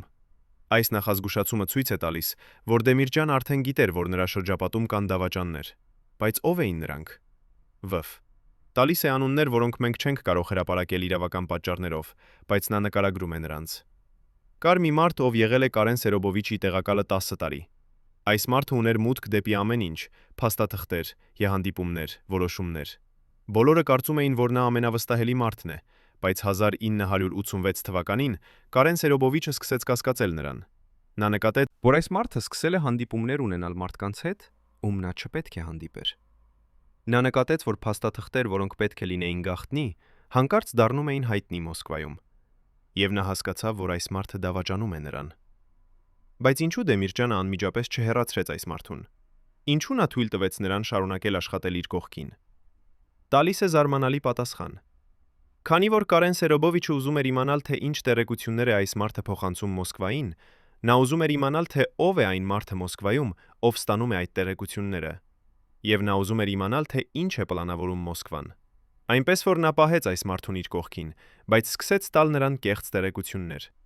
Նա սկսեց ստեղծել կեղծ փաստաթղթեր, կազմակերպել կեղծ հանդիպումներ եւ տեսնել, թե արդյոք այդ տեղեկությունները կհասնեն Մոսկվա։ Եվ երբ նրանք հասան, Կարեն Սերոբովիչը հասկացավ, որ նրա կասկածները ճիշտ էին։ այս ռազմավարությունը ցույց է տալիս Դեմիրճյանի խորը հասկացողությունը լրտեսության եւ հակալրտեսության մասին։ Նա ոչ միայն բացահայտեց դավաճանին, այլև օգտագործեց նրան խաբելու Մոսկվային։ Բայց ինչ պատահեց, երբ Մոսկվան հասկացավ, որ խաբվել է։ Պատմում է սարսափելի պատմություն։ 1987 թվականի ձմռանը Կարեն Սերոբովիչը ստացավ հեռախոսազանգ Մոսկվայից։ Ես եղասենյակում, երբ նա խոսում էր։ Ես չլսեցի, թե ինչ էին ասում մյուս կողմից, բայց ես տեսա Կարեն Սերոբովիչի դեմքը։ Այն դարձավ գունատ։ Նրա ձեռքերը սկսեցին դողալ։ Եվ երբ նա դրեց հեռախոսը, նա նստեց եւ ասաց. ամեն ինչ ավարտվեց։ Նրանք գիտեն, որ ես խաբեցի նրանց, եւ նրանք պատրաստվում են վրեժ լուծել։ Ես հարցրի. ինչ պետք է անենք, եւ նա պատասխանեց. մենք պետք է պատրաստվենք ամենավատին։ Այդ օրից սկսած Դեմիրճյանի կյանքը փոխվեց ամբողջովին։ Պատմում է, թե ինչպես էր Դեմիրճյանը դարձել պարանոիկ։ Նա սկսեց ստուգել իր ուտելիքը, նախքան ուտելը։ Նա սկսեց փոխել իր երթուղին ամեն օր։ Նա սկսեց քնել տարբեր սենյակներում ամեն գիշեր։ Եվ նա սկսեց ավելի հաճախ բացել սեյֆը եւ վերստուգել դրա բովանդակությունը։ Կարծես նա վախենում էր, որ ինչ-որ մեկը կարող է գողանալ այն, երբ նա չի նայում։ Բայց ամենասարսափելին եղավ այն, որ Դեմիրճյանը սկսեց խոսել իր սեփական մահվան մասին։ Հիշում է մի խոսակցություն, որը նրանք ունեցան 1988 թվականի գարնանը։ Կարեն Սերոբովիչը ասաց ինձ. եթե ինձ հետ ինչ-որ բան պատահի, դու պետք է իմանաս, որ դա չի լինի պատահականություն, դա կլինի սպանություն, եւ դու պետք է հուն, եւ դու պետք է համոզվես, որ Ռիման իմանա դա, քանի որ նա պետք է իմանա, թե ում դեմ պայքարել։ Այս խոսքերը ցույց են տալիս, որ Դեմիրճյանը գիտեր, որ նրա օրերը հաշված են, բայց ինչու նա չփախավ։ Ինչու նա չօգտագործեց այն փախուստի պլանները, որոնք նա ուներ։ Տալիս է հուզիչ պատասխան։ Քանի որ նա չէր ուզում թողնել Հայաստանը, նա ասաց. ես ծնվել եմ այստեղ, ես ապրել եմ այստեղ, Եվ ես կմեռնեմ այստեղ։ Ես չեմ փախչի, ինչպես վախկոտը։ Ես կմնամ եւ կկռվեմ մինչեւ վերջ։ Եվ նա կռվեց։ Նա շարունակեց աշխատել, շարունակեց հանդիպումներ ունենալ, շարունակեց պայքարել Մոսկվայի դեմ։ Բայց նա նաև պատրաստվում էր իր վերջին պայքարին։ Նա սկսեց տեղափոխել փաստաթղթեր սեյֆից դեպի այլ վայրեր։ Նա սկսեց տալ հրահանգներ Ռիմային, թե ինչ անել, եթե նա մեռնի։ Եվ նա սկսեց պատրաստել իր վերջին հաղորդագրությունը։ Այն հաղորդագրությունը, որը պետք է բացահայտվեր միայն նրա մահից հետո։ Բայց ո՞րն էր այդ վերջին հաղորդագրությունը։ Լռում է մի պահ, ապա ասում է. ես չգիտեմ ամբողջ բովանդակությունը, բայց ես գիտեմ, որ այն պարունակում էր անուններ, այն մարդկանց, ովքեր դավաճանեցին նրան։ Այն պարունակում էր ապացույցներ, այն հանցագործությունների, որոնք կատարվեցին Մոսկվայի հրամանով։ Եվ այն պարունակում էր հրահանգներ, թե ինչպես օգտագործել այդ տեղեկությունները պաշտպանելու Հայաստանը։ Բայց ամենակարևորը, այն պարունակում էր մի քարտեզ։ Քարտեզ, որը ցույց էր տալիս, թե որտեղ են թաքնված Դեմիրճյանի բոլոր գաղտնիքները։ Ոչ միայն սեյֆում, այլև այլ վայրերում, Երևանում, Մոսկվայում, նույնիսկ արտերկրում։ Այս քարտեզը պետք է լիներ Ռիմայի ուղեցույցը, եթե Կարենը մեռներ։ Այս բացահայտումը տալիս է մեզ նոր ուղղություն մեր հետաքննության համար։ Քարտեզ։ Եթե այդ քարտեզը գոյություն ունի, ապա այն կարող է տանել մեզ դեպի բոլոր գաղտնիքները, որոնք Դեմիրճյանը թաքցրել է։ Բայց որտեղ է այդ քարտեզը հիմա։ Տալիս է մի հուշում։ Վերջին անգամ, երբ ես տեսա այդ քարտեզը, այն էր Կարեն Սերոբովիչի ձեռքում 1988 թվականի մարտին, մի քանի օր առաջ նրա հեռացման։ Նա ասաց ինձ. ես տալիս եմ սա Ռիմային, բայց եթե նրա հետ ինչ-որ բան պատահի, դու պետք է գիտենաս, որ կա երկրորդ պատճեն։ Այն թաքնված է այնտեղ, որտեղ սկիզբը հանդիպում է վերջին։ Ես հարցրի. ինչ նշանակում է դա։ Բայց նա միայն ժպտաց եւ ասաց. դու կհասկանաս, երբ ժամանակը գա։ Այս արտահայտությունը, այնտեղ, որտեղ սկիզբը հանդիպում է վերջին, կրկին հայտնվում է մեր հետաքննության մեջ։ Բժիշկը նաև հիշատակեց այն։ Բայց ինչ նշանակում է դա։ Տալիս է իր մեկնաբանությունը։ Ես մտածել եմ այդ մասին 37 տարի, եւ ես հասել եմ մի եզրակացության։ Կատարեն Սերոբովիչի սկիզբը եղավ Երևանում, այնտեղ որտեղ նա ծնվեց։ Նրա վերջը նույնպես եղավ Երևանում, այնտեղ որտեղ նա մահացավ։ Բայց կա մի տեղ Երևանում, որը կապում է այդ երկու կետերը։ Տեղ, որը եղել է նրա կյանքի կենտրոնը 14 տարի։ Տեղ, որտեղ նա կայացրել է իր ամենակարևոր որոշումները, եւ տեղ, որտեղ նա թաքցրել է իր ամենամեծ գաղտնիքները։ Այդ տեղը նրա գրասենյակն է կուսակցության շենքում։ Այս մեկնաբանությունը տրամաբանական է, բայց արդյոք այն ճիշտ է։ Արդյոք Դեմիրճյանի գաղտնիքները դեռ թաքնված են այնտեղ։ Վ. ասում է, որ նա փորձել է ստուգել դա։ 1990-ականների սկզբին, երբ կուսակցության շենքը դարձավ այլ բան, ես փորձեցի մտնել Կարեն Սերոբովիչի հին գրասենյակ, բայց այն արդեն վերակառուցված էր։ Պատերը փոխված էին, հատակը նորոգված էր, եւ ես չկարողացա գտնել այն գաղտնի սենյակը, որ դեռ էր սեյֆը։ Բայց ես գիտեմ, որ այն դեռ այնտեղ է։ Քանի որ երբ նրանք վերակառուցեցին շենքը, նրանք չգիտեին այդ գաղտնի սենյակի մասին։ Նրանք պարզապես ծածկեցին այն նոր պատերով։ Բայց եթե ինչ-որ մեկը գիտի, թե որտեղ փնտրել, նա կարող է գտնել այն։ Այս տեղեկությունը տալիս է մեզ հստակ ուղղություն։ Մենք պետք է գնանք կուսակցության հին շենք եւ փնտրենք այդ գաղտնի սենյակը։ Բայց Վ նախազգուշացնում է մեզ. եթե դուք գնաք այնտեղ, դուք պետք է շատ զգույշ լինեք, քանի որ կան մարդիկ, ովքեր դեռ հետևում են այդ շենքին։ Մարդիկ, ովքեր գիտեն, որ այնտեղ թաքնված են գաղտնիքներ, եւ նրանք չեն ուզում, որ ինչ-որ մեկը գտնի դրանք։ Ես գիտեմ դա, քանի որ երբ ես փորձեցի մտնել այնտեղ, ինձ հետևեցին։ Երբ ես փորձեցի հարցեր տալ, ինձ սպառնացին։ Եվ երբ ես շարունակեցի փնտրել, ինձ հարձակվեցին։ Ես փրկվեցի միայն այն պատճառով, որ ես գիտեի, թե ինչպես պաշտպանել ինձ, բայց ոչ բոլորը ունեն այդ հմտությունները։ Այս նախազգուշացումը ցույց է տալիս, որ մեր հետաքննությունը դառնում է վտանգավոր։ Բայց մենք չենք կարող դադարել հիմա։ Մենք չենք կարող թողնել, որ Դեմիրճյանի գաղտնիքները մնան թաղված հավերժ։ Վ. Համաձայն է։ Դուք ճիշտ եք, ասում է նա։ Այս պատմությունը պետք է պատմվի, բայց դուք պետք է պատրաստ լինեք հետևանքներին։ Քանի որ երբ դուք բացահայտեք այս գաղտնիքները, դուք կփոխեք Հայաստանի պատմությունը։ Դուք կբացահայտեք ճշմարտությունը, որը թաքնված է եղել 37 տարի, եւ դուք կստիպեք մարդկանց դիմագրավել այն, ինչ նրանք փորձել են մոռանալ։ Նա դադար է անում, ապա ավելացնում է. բայց դուք նաև կտաք ձայն նրանց, ովքեր մեռան, պահպանելով այս գաղտնիքները։ Դուք կտաք նրանց արդարություն, եւ դուք կցույց կտաք, որ ճշմարտությունը միշտ գտնում է իր ճանապարհը դեպի լույս։ Վ. ավարտում է իր պատմությունը մի վերջին բացահայտմամբ։ Կա եւս մեկ բան, որը դուք պետք է իմանաք, ասում է նա։ Կարեն Սերոբովիչը ոչ միայն թաքցրեց իր գաղտնիքները, նա նաև ստեղծեց մի համակարգ, որը կպաշտպաներ դրանք։ Համակարգ, որը կգործեր նույնիսկ նրա մահից հետո։ Այս համակարգը ներառում էր մարդկանց, ինչպես ես, ովքեր երդվել էին պաշտպանել այդ գաղտնիքները։ Այն ներառում էր փաստաթղթեր, որոնք պետք է բացահայտվեին որոշակի պայմաններում, եւ այն ներառում էր ազդանշաններ, որոնք կուղղորդեին ճիշտ մարդկանց դեպի ճիշտ տեղերը։ Այս համակարգը դեռ գործում է։ Եվ եթե դուք ուշադիր լինեք, դուք կկարողանաք հետևել այդ ազդանշաններին եւ գտնել այն, ինչ փնտրում եք։ Բայց ինչպիսին են այդ ազդանշանները։ Տալիս է մի օրինակ։ Հիշում եք այն նշումը, որը բժիշկը գտավ փաթեթում. «Փնտրիր այնտեղ, որտեղ սկիզբը հանդիպում է վերջին»։ Դա ազդանշան էր։ Հիշում եք Ռիմա Սամվելովնայի խոսքերը. «Ճշմարտությունը թաքնված է այնտեղ, որտեղ ոչ ոք չի փնտրի»։ Դա նույնպես ազդանշան էր։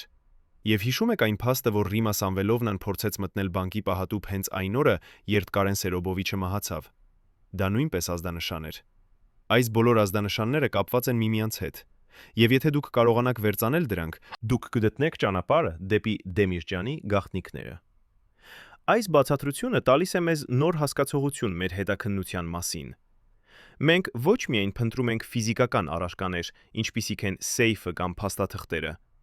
Մենք նաև փնտրում ենք ազդանշաններ, որոնք կուղղորդեն մեզ։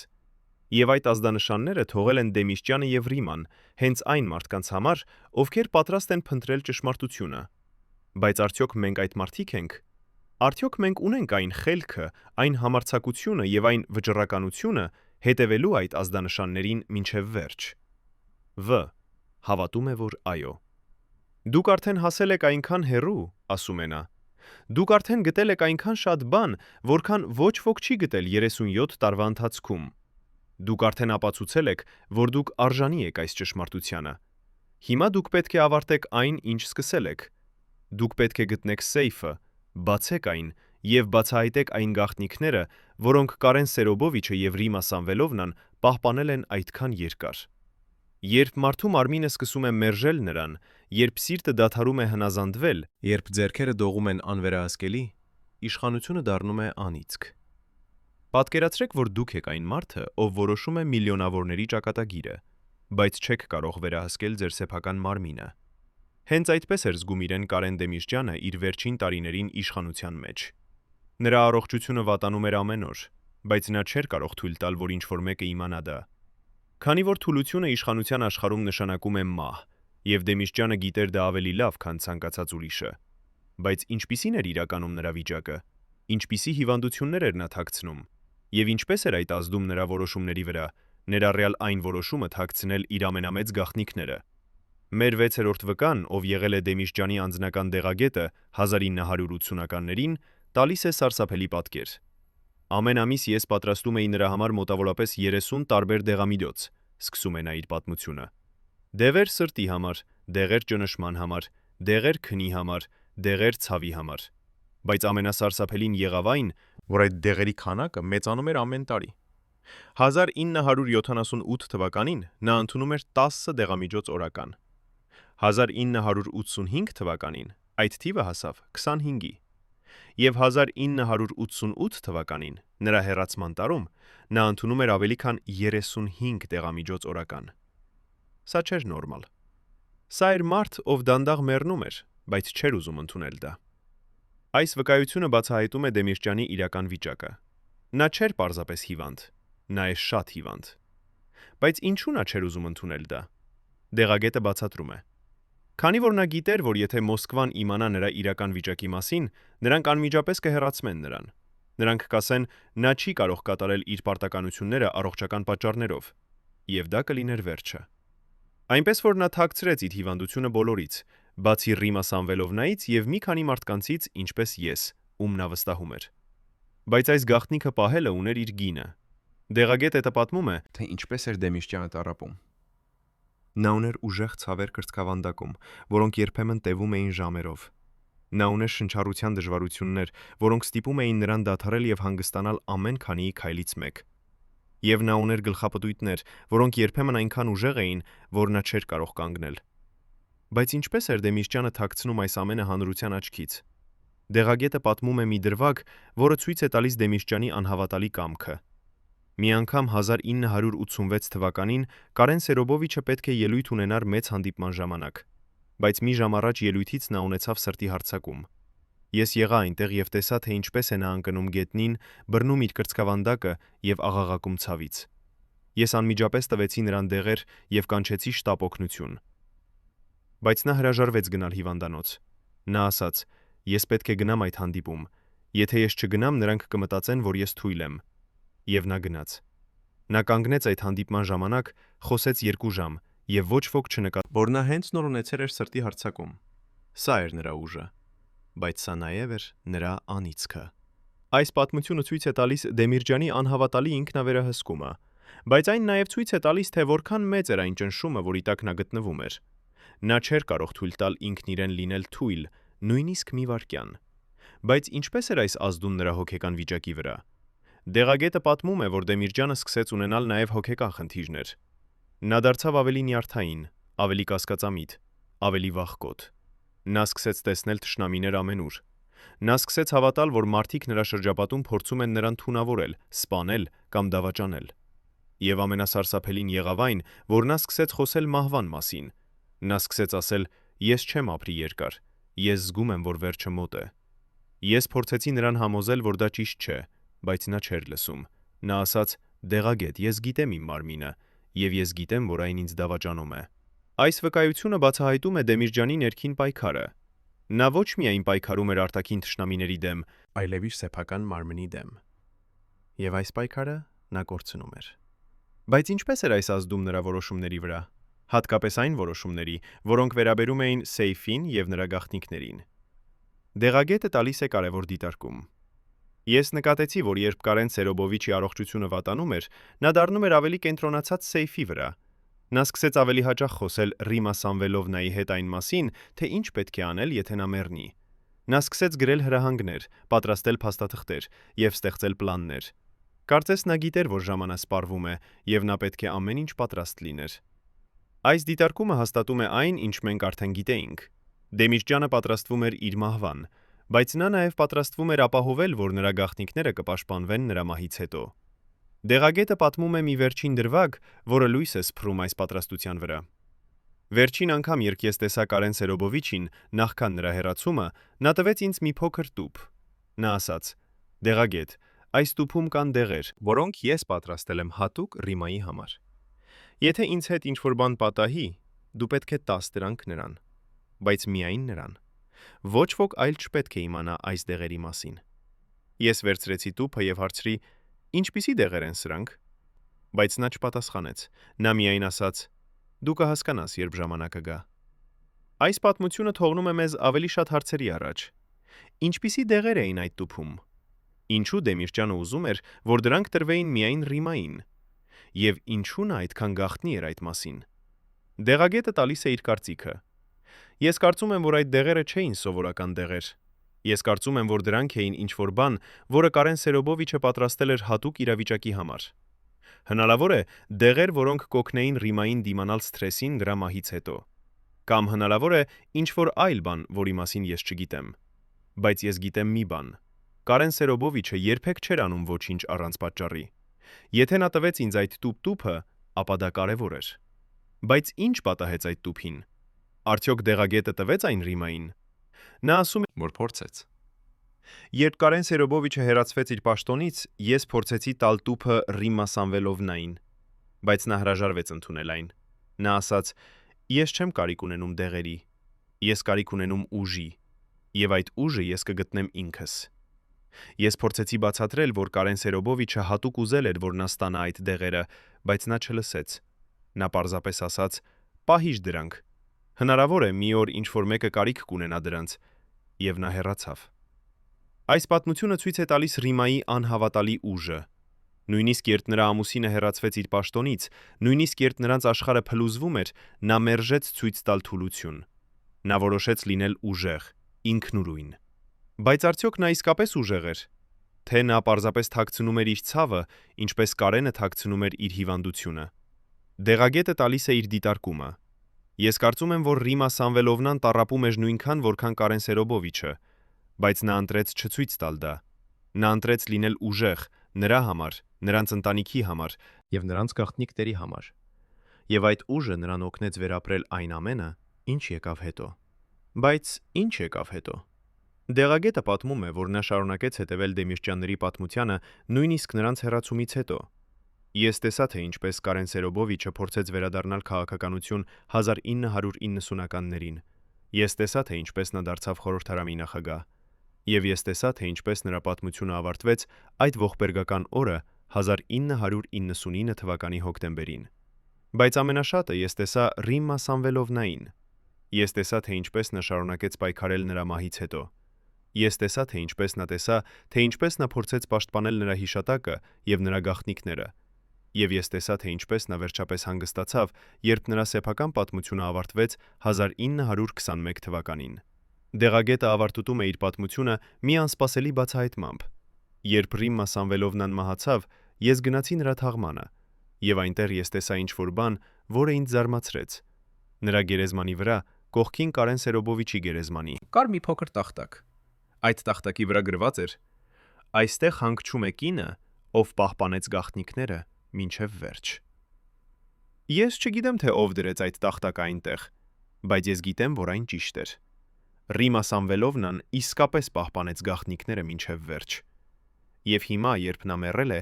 այդ գաղտնիքները սպասում են, որ ինչ-որ մեկը գտնի դրանք։ Այս վերջին խոսքերը թողնում են մեզ մի հստակ հաղորդագրության առաջ։ Գաղտնիքները դեռ այնտեղ են, դրանք սպասում են, եւ մենք պետք է գտնենք դրանք։ Բայց ինչպես։ Դեղագետը տալիս է մի վերջին հուշում։ Հիշեք այն, ինչ Կարեն Սերոբովիչը ասաց. այնտեղ, որտեղ սկիզբը հանդիպում է վերջին։ Հիշեք այն, ինչ Ռիմա Սամվելովնան ասաց. ճշմարտությունը թաքնված է այնտեղ, որտեղ ոչ ոք չի փնտրի։ Եվ հիշեք այն, ինչ ես ձեզ ասացի.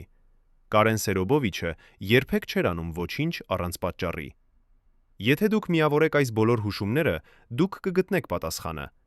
Դուք կգտնեք այն տեղը, որտեղ թաքնված են գաղտնիքները, եւ դուք կբացահայտեք ճշմարտությունը, որը Կարեն Սերոբովիչը եւ Ռիմա Սամվելովնան պահպանել են այդքան երկար։ Երբ Խորհրդային Միությունը փլուզվեց, միլիոնավոր փաստաթղթեր անհետացան, արխիվներ այրվեցին, սեյֆեր բացվեցին եւ դատարկվեցին, եւ գաղտնիքներ, որոնք պահվել էին տասնամյակներ շարունակ, հանկարծ դարձան անհասանելի։ Բայց ինչու՞։ Ո՞վ էր հետաքրքրված այդ փաստաթղթերը ոչնչացնելու մեջ։ Եվ ամենակարևորը, ինչ էր գրված այդ փաստաթղթերում, որ դրանք պետք է անհետանային։ Այսօր մենք կխոսենք այն մարդու հետ, ով եղել է կուսակցության արխիվի պատասխանատուն 1991 թվականին, այն տարում, երբ Խորհրդային Միությունը փլուզվեց։ Նա տեսել է, թե ինչ փաստաթղթեր ոչնչացվեցին, ով հրամայեց դրանց ոչնչացումը եւ ինչ գաղտնիքներ կորան հավերժ։ Նրա վկայությունը կբացահայտի մի նոր շերտ Դեմիրճյանների պատմության, շերտ, որը կապված է ոչ միայն անձնական գաղտնիքների, այլև պետական գաղտնիքների հետ։ Այս մարդը, ում մենք կկոչենք Ա, համաձայնվել է խոսել անանուն պայմանով։ Ես դա անում եմ, քանի որ ես կարծում եմ, որ ժողովուրդը իրավունք ունի իմանալ ճշմարտությունը։ Սկսում է նա։ 33 տարի ես պահպանել եմ լռությունը այն մասին, ինչ տեսա 1991 թվականին։ Բայց հիմա, երբ ես տեսնում եմ, թե ինչպես են պատմությունը խեղաթյուրում, ես չեմ կարող լռել ավելի երկար։ Նա դադար է անում, ապա շարունակում է։ 1991 թվականի օգոստոսին, երբ Մոսկվայում տեղի ունեցավ հեղաշրջումը, մեզ հրամայեցին ոչնչացնել որոշակի փաստաթղթեր։ Ոչ թե բոլոր փաստաթղթերը, այլ միայն որոշակի դոսիեներ, որոնք վերաբերում էին որոշակի մարդկանց։ Եվ Կարեն Դեմիրճյանի դոսիեն եղավ դրանցից մեկը։ Այս բացահայտումը ցնցող է։ Դեմիրճյանի պաշտոնական դոսիեն ոչնչացվեց, բայց ինչու։ Ա. Բացատրում է։ Քանի որ այդ դոսիեում կային տեղեկություններ, որոնք չպետք է դառնային հրապարակային։ Տեղեկություններ այն մասին, թե ինչպես էր Դեմիրճյանը կառավարում Հայաստանը, ինչպիսի կապեր ուներ նա Մոսկվայի հետ եւ ամենակարևորը, ինչպիսի գաղտնիքներ գիտեր նա Մոսկվայի ղեկավարության մասին։ Այս վերջին կետը հատկապես կարևոր էր, քանի որ Դեմիրճյանը չէր պարզապես տեղական ղեկավար։ Նա եղել է մարդ, ով ուներ մուտք դեպի ամենաբարձր մակարդակի տեղեկություններ Մոսկվայում։ Եվ նա օգտագործել էր այդ տեղեկությունները, պաշտպանելու իրեն եւ իր ընտանիքը։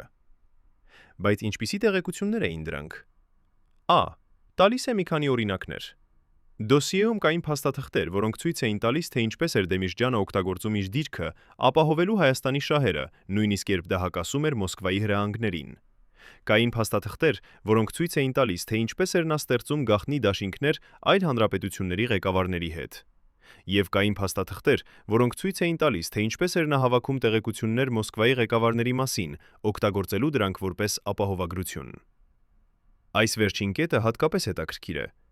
Դեմիրճյանը ոչ միայն պաշտպանում էր իրեն անձնական գաղտնիքներով, այլև պետական գաղտնիքներով։ Նա ստեղծել էր մի համակարգ, որտեղ նա ուներ տեղեկություններ, որոնք կարող էին վնասել Մոսկվային, եթե նրանք փորձեին վնասել նրան։ Բայց ինչ պատահեց այդ փաստաթղթերին։ Ա. Պատմում է սարսափելի պատմություն։ Մեզ հրամայեցին այրել դրանք, ոչ թե պարզապես ոչնչացնել, այլ այրել, այնպես որ ոչինչ չմնա։ Մենք տարանք դրանք հատուկ վառարան, որտեղ այրում էինք գաղտնի փաստաթղթերը, եւ մենք դիտեցինք, թե ինչպես են այդ փաստաթղթերը դառնում մոխիր։ Բայց ես արեցի ինչ-որ բան, որը ես չպետք է անեի։ Ես վերցրեցի մի փաստաթուղթ, նախքան այն այրելը։ Ես թաքցրեցի այն իմ հագուստի տակ եւ տարա տուն։ Ես գիտեի, որ դա վտանգավոր է, բայց ես նաեւ գիտեի, որ եթե ես չանեմ դա, ապա ամբողջ ճշմարտությունը կկորի։ Այս խոստովանությունը անսպասելի է։ Ա. Փրկեց մի փաստաթուղթ Դեմիրճյանի դոսիեից։ Բայց ինչպիսի փաստաթուղթ էր դա։ Նա տալիս է մանրամասներ։ Դա եղավ մի զեկույց, որը գրված էր 1986 թվականին։ Զեկույց, որը ուղարկված էր Մոսկվա Կարեն Դեմիրճյանի կողմից։ Այդ զեկույցում նա նկարագրում էր իրավիճակը Հայաստանում եւ առաջարկում էր լուծումներ։ Բայց ամենահետաքրքիրը չէր զեկույցի բովանդակությունը, այլ այն նշումը, որը գրված էր ձեռքով զեկույցի ներքևում։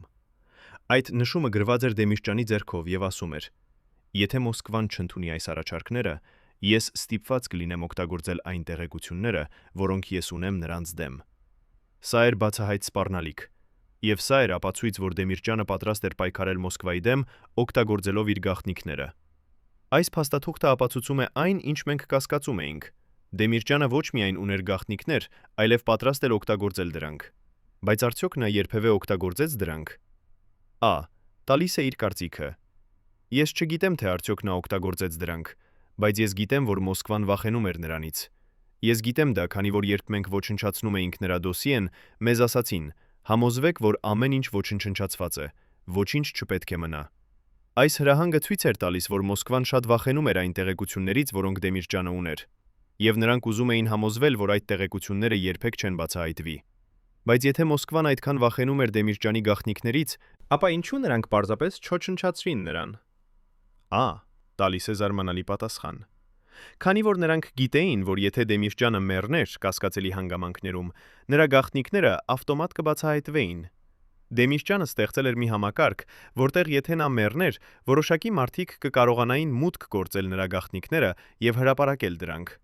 Սա էր նրա վերջնական ապահովագրությունը։ Եվ Մոսկվան գիտեր դա։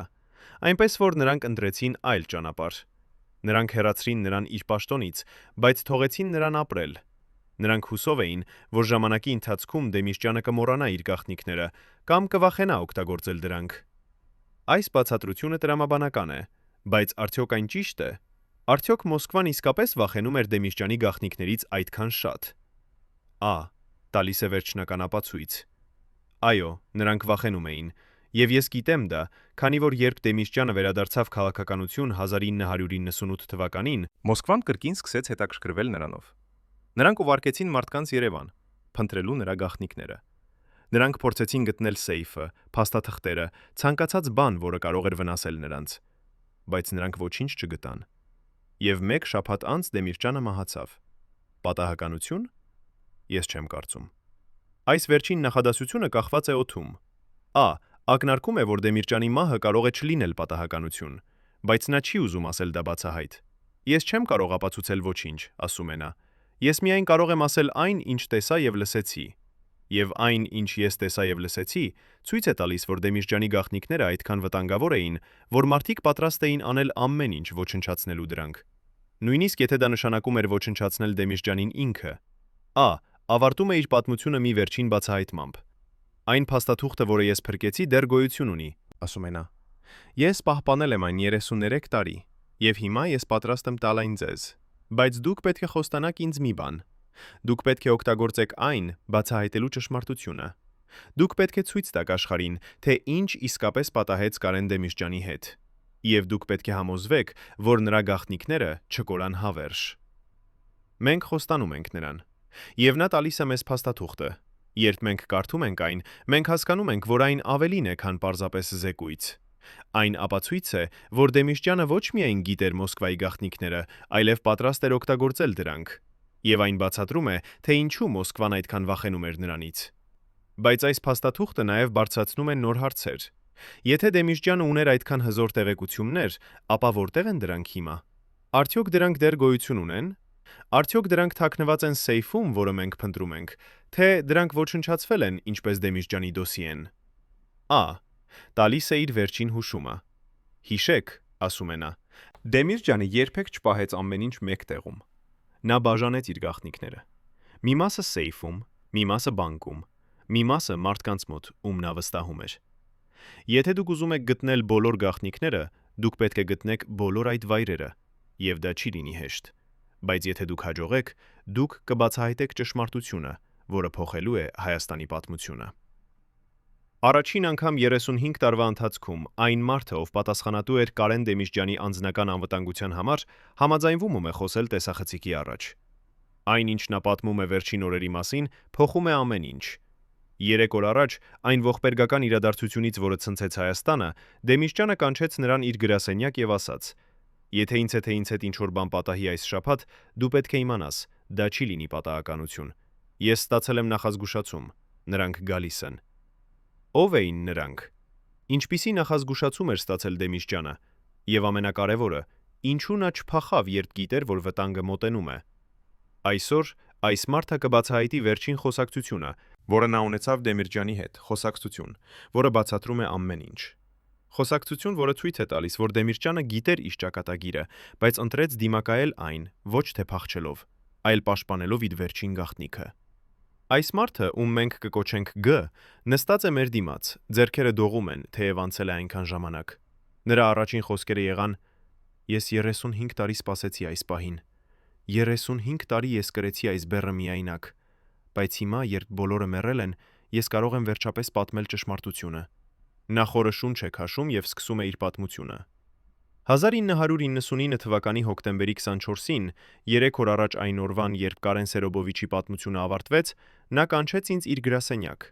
Ես մտա եւ տեսա, որ նա նստած է իր սեղանի ետևում, դեմքը լարված, աչքերը հոգնած։ Նա ասաց. «Գ, նստիր, մենք պետք է խոսենք»։ Գ շարունակում է նկարագրել այդ խոսակցությունը յուրաքանչյուր մանրամասնությամբ։ Կարեն Սերոբովիչը սկսեց խոսել շատ հանգիստ, շատ վերահսկված։ Նա ասաց. «Ես ստացել եմ տեղեկություն, որ այս շաբաթ ինչ-որ բան պատահելու է։ Ես չգիտեմ ինչ ճիշտ, բայց ես զգում եմ, որ վտանգը շատ մոտ է»։ Ես հարցրի. «Որտեղից եք ստացել այդ տեղեկությունը»։ Եվ նա պատասխանեց. «Մարդուց, ում ես վստահում եմ, մարդուց, ով ներսում է, եւ ով տեսնում է, թե ինչ է պլանավորվում»։ Ես հարցրի. «Ո՞վ է այդ մարդը»։ Բայց նա չպատասխանեց։ Նա միայն ասաց. «Դու չպետք է իմանաս նրա անունը, նունը, քանի որ եթե դու իմանաս, դու նույնպես կդառնաս թիրախ»։ Այս բացահայտումը ցույց է տալիս, որ Դեմիրճյանը ուներ տեղեկատու, ինչ որ մեկին, ով նախազգուշացրեց նրան գալիք վտանգի մասին։ Բայց ո՞վ էր այդ մարդը։ Գտար տալիս է իր կարծիքը։ Ես կարծում եմ, որ այդ մարդը եղել է ինչ-որ մեկը շատ բարձր մակարդակից, ինչ-որ մեկը, ով ուներ մուտք դեպի գաղտնի տեղեկություններ, ինչ-որ մեկը, ով գիտեր, թե ինչ է պլանավորվում եւ երբ։ Բայց ես երբեք չիմացա նրա անունը։ Կարեն Սերոբովիչը երբեք չասաց ինձ։ Գտար շարունակում է պատմել այդ խոսակցությունը։ Ես հարցրի Կարեն Սերոբովիչին. «Եթե դուք գիտեք, որ վտանգ կա, ինչու չեք փախչում։ Ինչու չեք օգտագործում այն պլանները, որոնք մենք պատրաստել ենք»։ Եվ նա նայեց ինձ այնպիսի հայացքով, որ ես երբեք չեմ մոռանա։ Նա ասաց. «Գդ, ես վազել եմ ամբողջ կյանքս։ Ես վազել եմ Մոսկվայից, վազել եմ թշնամիներից, վազել եմ ճշմարտությունից, բայց հիմա ես հոգնել եմ վազելուց։ Հիմա ես ուզում եմ կանգնել եւ դիմակայել»։ Այս խոսքերը ցույց են տալիս Դեմիրճյանի վերջնական որոշումը։ Նա ընտրեց չփախչել։ Նա ընտրեց մնալ եւ դիմակայել իր ճակատագրին։ Բայց ինչու։ Գդ բացատրում է. «Կարեն Սերոբովիչը ասաց ինձ. եթե ես փախչեմ հիմա, ապա ամեն ինչ, ինչի համար ես պայքարել եմ, կկորի։ Իմ գաղտնիքները կկորին, իմ պայքարը կկորի, իմ ժառանգությունը կկորի։ Բայց եթե ես մնամ, եթե ես դիմակայեմ, ապա նույնիսկ եթե ինձ հետ ինչ-որ բան պատահի, իմ գաղտնիքները կպաշտպանվեն։ Քանի որ ես ստեղծել եմ համակարգ, որը կգործի նույնիսկ իմ մահից հետո»։ Ես հարցրի. «Ինչպիսի համակարգ»։ Եվ նա պատասխանեց. «Համակարգ, որը կապահովի, որ եթե ինձ հետ ինչ-որ բան պատահի, Բրիման կկարողանա մուտք գործել բոլոր գաղտնիքները եւ որոշել ինչ անել դրանց հետ»։ Այս բացատրությունը հաստատում է այն, ինչ մենք արդեն գիտեինք։ Դեմիրճյանը ստեղծել էր համակարգ, որը կպաշտպաներ նրա գաղտնիքները նույնիսկ նրա մահից հետո։ Բայց ինչպես աշխատում էր այդ համակարգը։ Գդ տալիս է մանրամասներ։ Կարեն Սերոբովիչը ասաց ինձ. «Ես թողել եմ Ռիմային հրահանգներ, որոնք նա պետք է հետևի, եթե ինձ հետ ինչ-որ բան պատահի։ Այդ հրահանգները կտանեն նրան դեպի բոլոր վայրերը, որտեղ ես թաքցրել եմ իմ գաղտնիքները։ Սեյֆը տանը, պահատուփը բանկում, փաստաթղթերը, որոնք պահվում են վստահելի մարդկանց մոտ։ Բայց ամենակարևորը վերջին գաղտնիքը, որը ես թաքցրել եմ այնտեղ, որտեղ ոչ ոք երբեք չի փնտրի»։ Ես հարցրի. «Որտեղ է այդ վայրը»։ Բայց նա չպատասխանեց ուղղակիորեն։ Նա միայն ասաց. «Այնտեղ, որտեղ սկիզբը հանդիպում է վերջին»։ Այս արտահայտությունը կրկին հայտնվում է. «Այնտեղ, որտեղ սկիզբը հանդիպում է վերջին»։ Բայց այս անգամ G տալիս է ավելի շատ համատեքստ։ Ես հարցրի Կարեն Սերոբովիչին. «Ինչ նշանակում է դա»։ Եվ նա ժպտաց։ Առաջին անգամ այդ խոսակցության ընթացքում։ Նա ասաց. «Դու կհասկանաս, երբ ժամանակը գա։ Բայց ես կարող եմ ասել քեզ սա. իմ սկիզբը եղավ այնտեղ, որտեղ ես ծնվեցի։ Իմ վերջը կլինի այնտեղ, որտեղ ես ընտրեցի կանգնել։ Եվ իմ գաղտնիքը թաքնված է այնտեղ, որտեղ այս երկու կետերը հատվում են»։ Ես փորձեցի հասկանալ, բայց նա ավելացրեց. «Ռիման կհասկանա։ Նա միակն է, ով կարող է վերծանել այս խորհրդանիշը»։ Այս բացատրությունը տալիս է մեզ նոր հուշում։ Դեմիրճյանի գաղտնիքը թաքնված է այնտեղ, որտեղ նրա ծննդավայրը հատվում է այն վայրի հետ, որտեղ նա ընտրեց կանգնել։ Բայց ո՞րն է այդ վայրը։ G տալիս է իր մեկնաբանությունը. «Ես մտածել եմ այդ մասին 35 տարի։ Կարեն Սերոբովիչը ծնվել է Երևանում։ Նա ընտրեց կանգնել խորհրդարանում, այնտեղ, որտեղ նրա պատմությունը ավարտվեց։ Բայց ինչպես են այս երկու վայրերը հատվում։ Ես չգիտեմ ճշգրիտ պատասխանը, բայց ես գիտեմ, որ Ռիմա Սամվելովնան գիտեր։ Եվ ես գիտեմ, որ նա փորձեց գտնել այդ վայրը նրա մահից հետո։ Բայց արդյոք Ռիման գտավ այդ վայրը։ Գ. Պատմում է, թե ինչ տեղի ունեցավ այն ողբերգական օրվանից հետո։ Երբ Կարեն Սերոբովիչի պատմությունը ավարտվեց, ես անմիջապես գնացի Ռիմա Սամվելովնայի մոտ։ Նա նստած էր տանը, լուռ, անշարժ, կարծես ժամանակ կանգ էր առել։ Ես ասացի նրան. «Ռիմա Սամվելովնա, Կարեն Սերոբովիչը թողեց ձեզ հրահանգներ»։ Եվ նա նայեց ինձ այնպիսի հայացքով, որը ցույց էր տալիս, որ նա արդեն գիտեր։ Նա ասաց. «Ես գիտեմ, եւ ես գիտեմ, թե ինչ պետք է անեմ»։ Ես հարցրի. «Ինչու եք այդքան հանգիստ»։ Եվ նա պատասխանեց. «Քանի որ Կարենը պատրաստել էր ինձ այս պահին։ Նա ասել էր ինձ ամեն ինչ, ինչ ես պետք է իմանամ»։ Այս խոսակցությունը ցույց է տալիս, որ Ռիման պատրաստ էր։ Նա գիտեր, թե ինչ անել, բայց ինչ արեց նա։ Գ. Շարունակում է. Հաջորդ օրերին ես տեսա, թե ինչպես Ռիմա Սամվելովնան սկսեց իրականացնել պլանը։ Նա գնաց բանկ, փորձելով մուտք գործել պահատուփ, բայց չկարողացավ,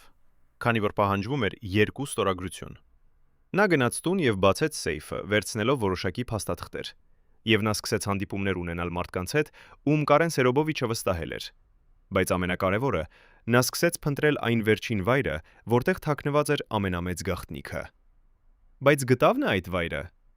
Գտ. Տալիս է անսպասելի պատասխան։ Ես չգիտեմ։ Ռիմա Սամվելովնան դարձավ շատ գաղտնի այդ օրերից հետո։ Նա չէր թույլ տալիս ոչ ոքի հետևել իրեն։ Նա չէր պատմում ոչ ոքի, թե որտեղ է գնում կամ ինչ է անում։ Բայց ես գիտեմ մի բան։ Մի քանի ամիս անց այդ ողբերգությունից նա ասաց ինձ. «Գտ. Ես գտա այն, ինչ փնտրում էի։ Կարենի վերջին գաղտնիքը անվտանգ է, եւ այն կմնա անվտանգ, մինչեւ ճիշտ ժամանակը գա»։ Ես հարցրի. «Երբ կգա այդ ժամանակը»։ Եվ նա պատասխանեց. «Երբ Հայաստանը պատրաստ կլինի ճշմարտությանը»։ Այս պատասխանը ցույց է տալիս, որ Ռիման գտավ վերջին գաղտնիքը, բայց նա որոշեց չբացահայտել այն անմիջապես։ Նա սպասեց ճիշտ ժամանակին, բայց երբ էր այդ ժամանակը։ Գտ. Տալիս է իր կարծիքը։ Ես կարծում եմ, որ Ռիմա Սամվելովնան սպասում էր այն ժամանակին, երբ Հայաստանը կլիներ բավականաչափ ուժեղ դիմակայելու ճշմարտությանը։ Երբ մարդիկ կլինեին պատրաստ լսելու այն, ինչ Կարեն Սերոբովիչը ուներ ասելու։ Բայց այդ ժամանակը երբեք չեկավ նրա կյանքի ընթացքում։ Նա մահացավ 1921 թվականին, առանց բացահայտելու վերջին գաղտնիքը։ Այս փաստը թողնում է մեզ մի վերջնական հարցի առաջ։ Եթե Ռիման չբացահայտեց գաղտնիքը, ապա որտեղ է այն հիմա։ Գտ. Տալիս է իր վերջին բացահայտումը։ Նախքան Ռիմա Սամվելովնայի մահը, ես վերջին անգամ հանդիպեցի նրան։ Նա շատ թույլ էր, բայց նրա միտքը դեռ պարզ էր։ Նա ասաց ինձ. «Գտ, ես գիտեմ, որ իմ ժամանակը սպառվում է, բայց ես նաև գիտեմ, որ Տարենի գաղտնիքները չպետք է մեռնեն ինձ հետ։ Ես թողել եմ հետքեր, որոնք կուղղորդեն ճիշտ մարդկանց դեպի ճիշտ վայրերը։ Բայց միայն նրանք, ովքեր իսկապես փնտրում են ճշմարտությունը, կկարողանան հետևել այդ հետքերին»։ Ես հարցրի. «Ինչպիսի հետքեր»։ Եվ նա ժպտաց, վերջին անգամ։ Նա ասաց. «Հետքեր, որոնք թաքնված են ամենաակնհայտ վայրերում։ Քանի որ լավագույն վայրը ինչ որ բան թաքցնելու համար այնտեղ է, որտեղ բոլորը տեսնում են, բայց ոչ ոք չի նկատում»։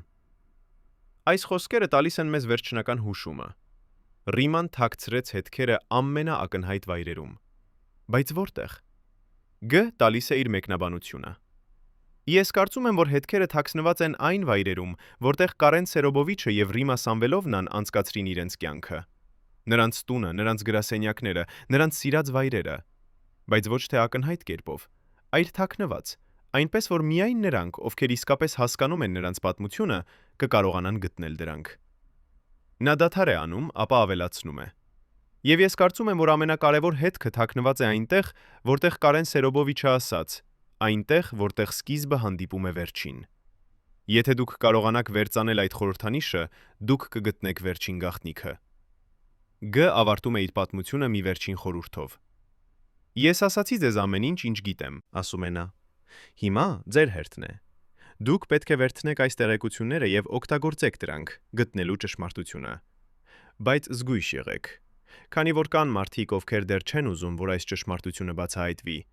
Մարդիկ, ովքեր կանեն ամեն ինչ, կանխելու ձեզ։ Բայց եթե դուք ուժեղ լինեք, եթե դուք համարձակ լինեք, Դուք կկարողանաք։ Դուք կկարողանաք բացահայտել այն, ինչ Կարեն Սերոբովիչը եւ Ռիմա Սամվելովնան պահպանել են այդքան երկար։ Նա կանգնում է պատրաստվելով հեռանալ, բայց նախքան դուռը հասնելը նա դառնում է եւ ասում է վերջին բանը. «Հիշեք», ասում է նա, «ճշմարտությունը միշտ գտնում է իր ճանապարհը դեպի լույս, անկախ նրանից, թե որքան ժամանակ է պահանջվում։ Երբ մարդը մոտենում է իր վերջին օրերին, նրա մարմինը սկսում է ուղարկել ազդանշաններ։ Սիրտը դանդաղում է, շնչառությունը դժվարանում է, եւ մարմինը կարծես պատրաստվում է վերջին ճանապարհորդությանը։ Բայց ինչ է պատահում, երբ այդ մարդը պահում է գաղտնիքներ, որոնք կարող են փոխել պատմությունը։ Ինչ է պատահում, երբ այդ մարդը գիտի, որ նրա մահը կնշանակի այդ գաղտնիքների կորուստ։ Ռիմա Դեմիրճյանը ապրեց 21 տարի իր ամուսնու մահից հետո։ 21 տարի, երբ նա կրեց բեռը, պահպանելու այն գաղտնիքները, որոնք Կարենը թողել էր նրան։ Բայց ինչպես էր նա դիմանում այդ բեռին։ Ինչպես էր նա ապրում, գիտենալով, որ ցանկացած պահի նա կարող է դառնալ թիրախ։ Եվ ամենակարևորը, ինչ արեց նա իր վերջին օրերին, ապահովելու, որ այդ գաղտնիքները չկկորեն նրա հետ միասին։ Մեր 7-րդ վկան, ով եղել է Ռիմայի անձնական բժիշկը նրա վերջին տարիներին, տալիս է սրտարուճ պատկեր։ Ես սկսեցի բուժել Ռիմա Սամվելովնային 1919 թվականին, սկսում է նա։ Նա արդեն 88 տարեկան էր, բայց դեռ ուներ անհավատալի ուժ։ Նրա միտքը պարզ էր, նրա հիշողությունը սուր էր եւ նրա կամքը անխախտ էր։ Բայց ես նաեւ տեսա, որ նա կրում էր մեծ բեռ, որը ծանրանում էր ամեն օր։ Բժիշկը պատմում է, թե ինչպես էր Ռիման խոսում իր ամուսնու մասին։ Նա միշտ խոսում էր Կարեն Սերոբովիչի մասին ներկա ժամանակով։ Կարծես նա դեռ ապրում էր։ Նա ասում էր. «Կարենը ուզում է, որ ես անեմ սա», կամ «Կարենը ասաց ինձ, որ ես պետք է պաշտպանեմ այն»։ Սկզբում ես կարծեցի, որ դա պարզապես ցավի արտահայտություն է, բայց հետո ես հասկացա, որ դա ավելին էր։ Դա էր նրա միջոցը շարունակելու այն պայքարը, որը Կարեն Սերոբովիչը սկսել էր։ Այս դիտարկումը ցույց է տալիս, որ Ռիման տեսնում էր իրեն որպես Կարենի պայքարի շարունակողը, բայց ինչպիսին էր այդ պայքարը։ Բժիշկը բացատրում է. Ռիմա Սամվելովնան պայքարում էր երկու ճակատում։ Առաջին ճակատը նրա սեփական առողջությունն էր։ Նա ուներ սրտի խնդիրներ, բարձր ճնշում եւ այլ հիվանդություններ, որոնք բնական էին նրա տարիքում։ Բայց նա մերժում էր թույլ տալ, որ այդ հիվանդությունները դանդաղեցնեն նրան։ Նա շարունակում էր աշխատել, շարունակում էր հանդիպումներ ունենալ, շարունակում էր պայքարել։ Երկրորդ ճակատը եղավ արտաքին ճնշումը։ Կային մարդիկ, ովքեր ուզում էին, որ նա լռի։ Մարդիկ, ովքեր ուզում էին, որ նա մոռանա Կարեն Սերոբովիչի գաղտնիքները, բայց նա մերժեց։ Նա ասաց. «Ես երդվել եմ Կարենին, որ կպաշտպանեմ այդ գաղտնիքները, եւ ես կպահեմ այդ երդումը մինչեւ իմ վերջին շունչը»։ Այս երդումը ցույց է տալիս Ռիմայի անխախտ հավատարմությունը, բայց ինչպես էր նա պաշտպանում այդ գաղտնիքները։ Բժիշկը պատմում է մի դրվագ, որը լույս է սփռում Ռիմայի մեթոդների վրա։ Մի անգամ 1919 թվականին ես եկա Ռիմա Սամվելովնայի տուն ստուգելու նրա վիճակը։ Երբ ես մտա, ես տեսա, որ նա նստած է իր սեղանի ետևում, շրջապատված փաստաթղթերով։ Նա արագ հավաքեց դրանք եւ դրեց դարակում։ Բայց ես տեսա, որ դրանցից մեկի վրա գրված էր վերջին կտակ։ Ես հարցրի. «Ռիմա Սամվելովնա, դուք պատրաստում եք ձեր կտակը»։ Եվ նա նայեց ինձ այնպիսի հայացքով, որը ցույց էր տալիս, որ նա գիտեր ավելին, քան թույլ էր տալիս ցույց տալ։ Նա ասաց. «Բժիշկ, ես պատրաստվում եմ ոչ թե իմ մահվան, այլ իմ ժառանգության»։ Այս պատասխանը ցույց է տալիս, որ Ռիման մտածում էր ոչ թե իր մահվան, այլ այն մասին, թե ինչ կմնա նրանից հետո։ Բժիշկը շարունակում է. «Ես հարցրի. ինչպիսի ժառանգություն»։ Եվ նա պատասխանեց. «Ժառանգություն, որը կփոխի Հայաստանի պատմությունը։ Ժառանգություն, որը կցույց տա, թե ով էր իսկապես Կարեն Դեմիրճյանը։ Ոչ թե այն պատկերը, որը ստեղծվեց նրա մասին, այլ իրական մարդը, նրա ուժերով եւ թուլություններով, նրա հաջողություններով եւ սխալներով»։ Ես հարցրի. «Ինչպես եք պատրաստվում թողնել այդ ժառանգությունը»։ Եվ նա ասաց. «Ես թողնում եմ հետքեր։ Հետքեր, որոնք կուղղորդեն ճիշտ մարդկանց դեպի ճշմարտությունը»։ Այս խոսակցությունը հաստատում է այն, ինչ Ջեթ մեզ ասաց։ Ռիման թողեց հետքեր։ Բայց ինչպիսի հետքեր։ Բժիշկը տալիս է մի օրինակ։ Ռիմա Սամվելովնան սկսեց տալ հարցազրույցներ իր վերջին տարիներին, ոչ շատ, բայց բավականաչափ։ Այդ հարցազրույցներում նա խոսում էր Կարեն Սերոբովիչի մասին, նրանց կյանքի մասին, նրանց պայքարի մասին։ Բայց նա նաև թողնում էր փոքր հուշումներ, որոնք կարող էին թվալ անկարևոր, բայց որոնք իրականում էին բանալիներ դեպի ավելի խորը ճշմարտություններ։ Օրինակ, նա մի անգամ ասաց. «Կարենը միշտ ասում էր, որ ամենակարևոր բաները պետք է պահել այնտեղ, որտեղ դու սկսեցիր»։ Կամ մեկ այլ անգամ նա ասաց. «Մեր տունը չէր պարզապես տուն, այն էր թանգարան, մեր կյանքի, մեր պայքարի, մեր գաղտնիքների»։ Այս հուշումները տալիս են մեզ կարևոր տեղեկություններ։ Ռիման ակնարկում էր, որ կարևոր բաները պահվում են այնտեղ, որտեղ Կարենը սկսեց, հնարավոր է նրա ծննդավայրում կամ նրա առաջին գրասենյակում։ Նա նաև ակնարկում էր, որ նրանց տունը պարունակում է գաղտնիքներ։ Բայց ինչպես կարող ենք մենք գտնել այդ գաղտնիքները։ Բժիշկը տալիս է մի վերջին հուշում։ Ռիմա Սամվելովնայի վերջին օրերին, երբ նա գտնվում էր բժշկական կենտրոնում, նա կանչեց ինձ իր մոտ։ Նա շատ թույլ էր, բայց նրա ձայնը դեռ ուժեղ էր։ Նա ասաց. «Բժիշկ, ես ուզում եմ, որ դու իմանաս ինչ-որ բան։ Երբ ես մեռնեմ, մարդիկ կփնտրեն իմ գաղտնիքները։ Նրանք կգնան իմ տուն, կբացեն իմ դարակները, կփնտրեն իմ փաստաթղթերը, բայց նրանք չեն գտնի այն, ինչ փնտրում են։ Քանի որ ամենակարևոր գաղտնիքը չի պահվում փաստաթղթերում, այն պահվում է հիշողության մեջ»։ Այս խոսքերը շփոթեցնող են։ Ինչ նշանակում է պահվում է հիշողության մեջ։ Բժիշկը բացատրում է իր հասկացողությունը։ Ես կարծում եմ, որ Ռիմա Սամվելովնան նկատի ուներ, որ ամենակարևոր գաղտնիքը չի կարող գրվել թղթի վրա։ Այն պետք է փոխանցվի բանավոր, մարդուց մարդու։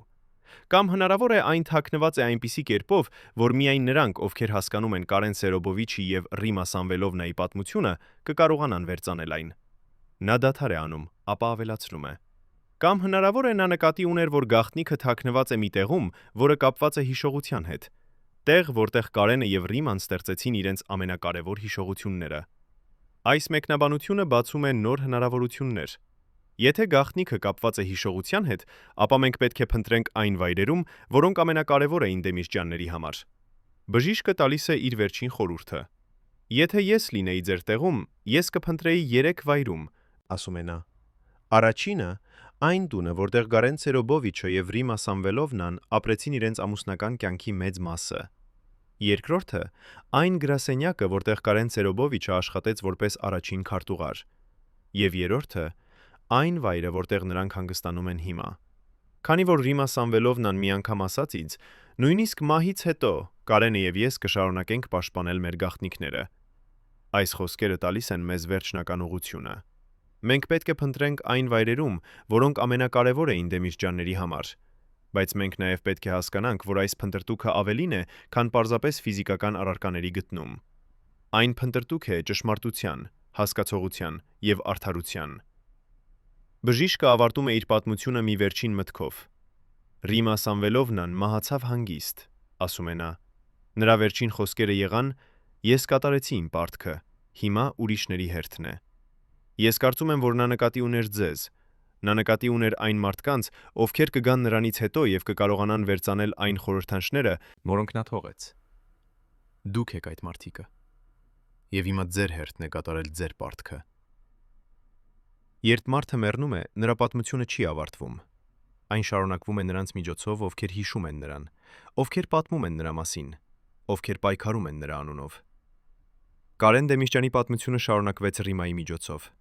Ռիմայի պատմությունը շարունակվում է մեր միջոցով։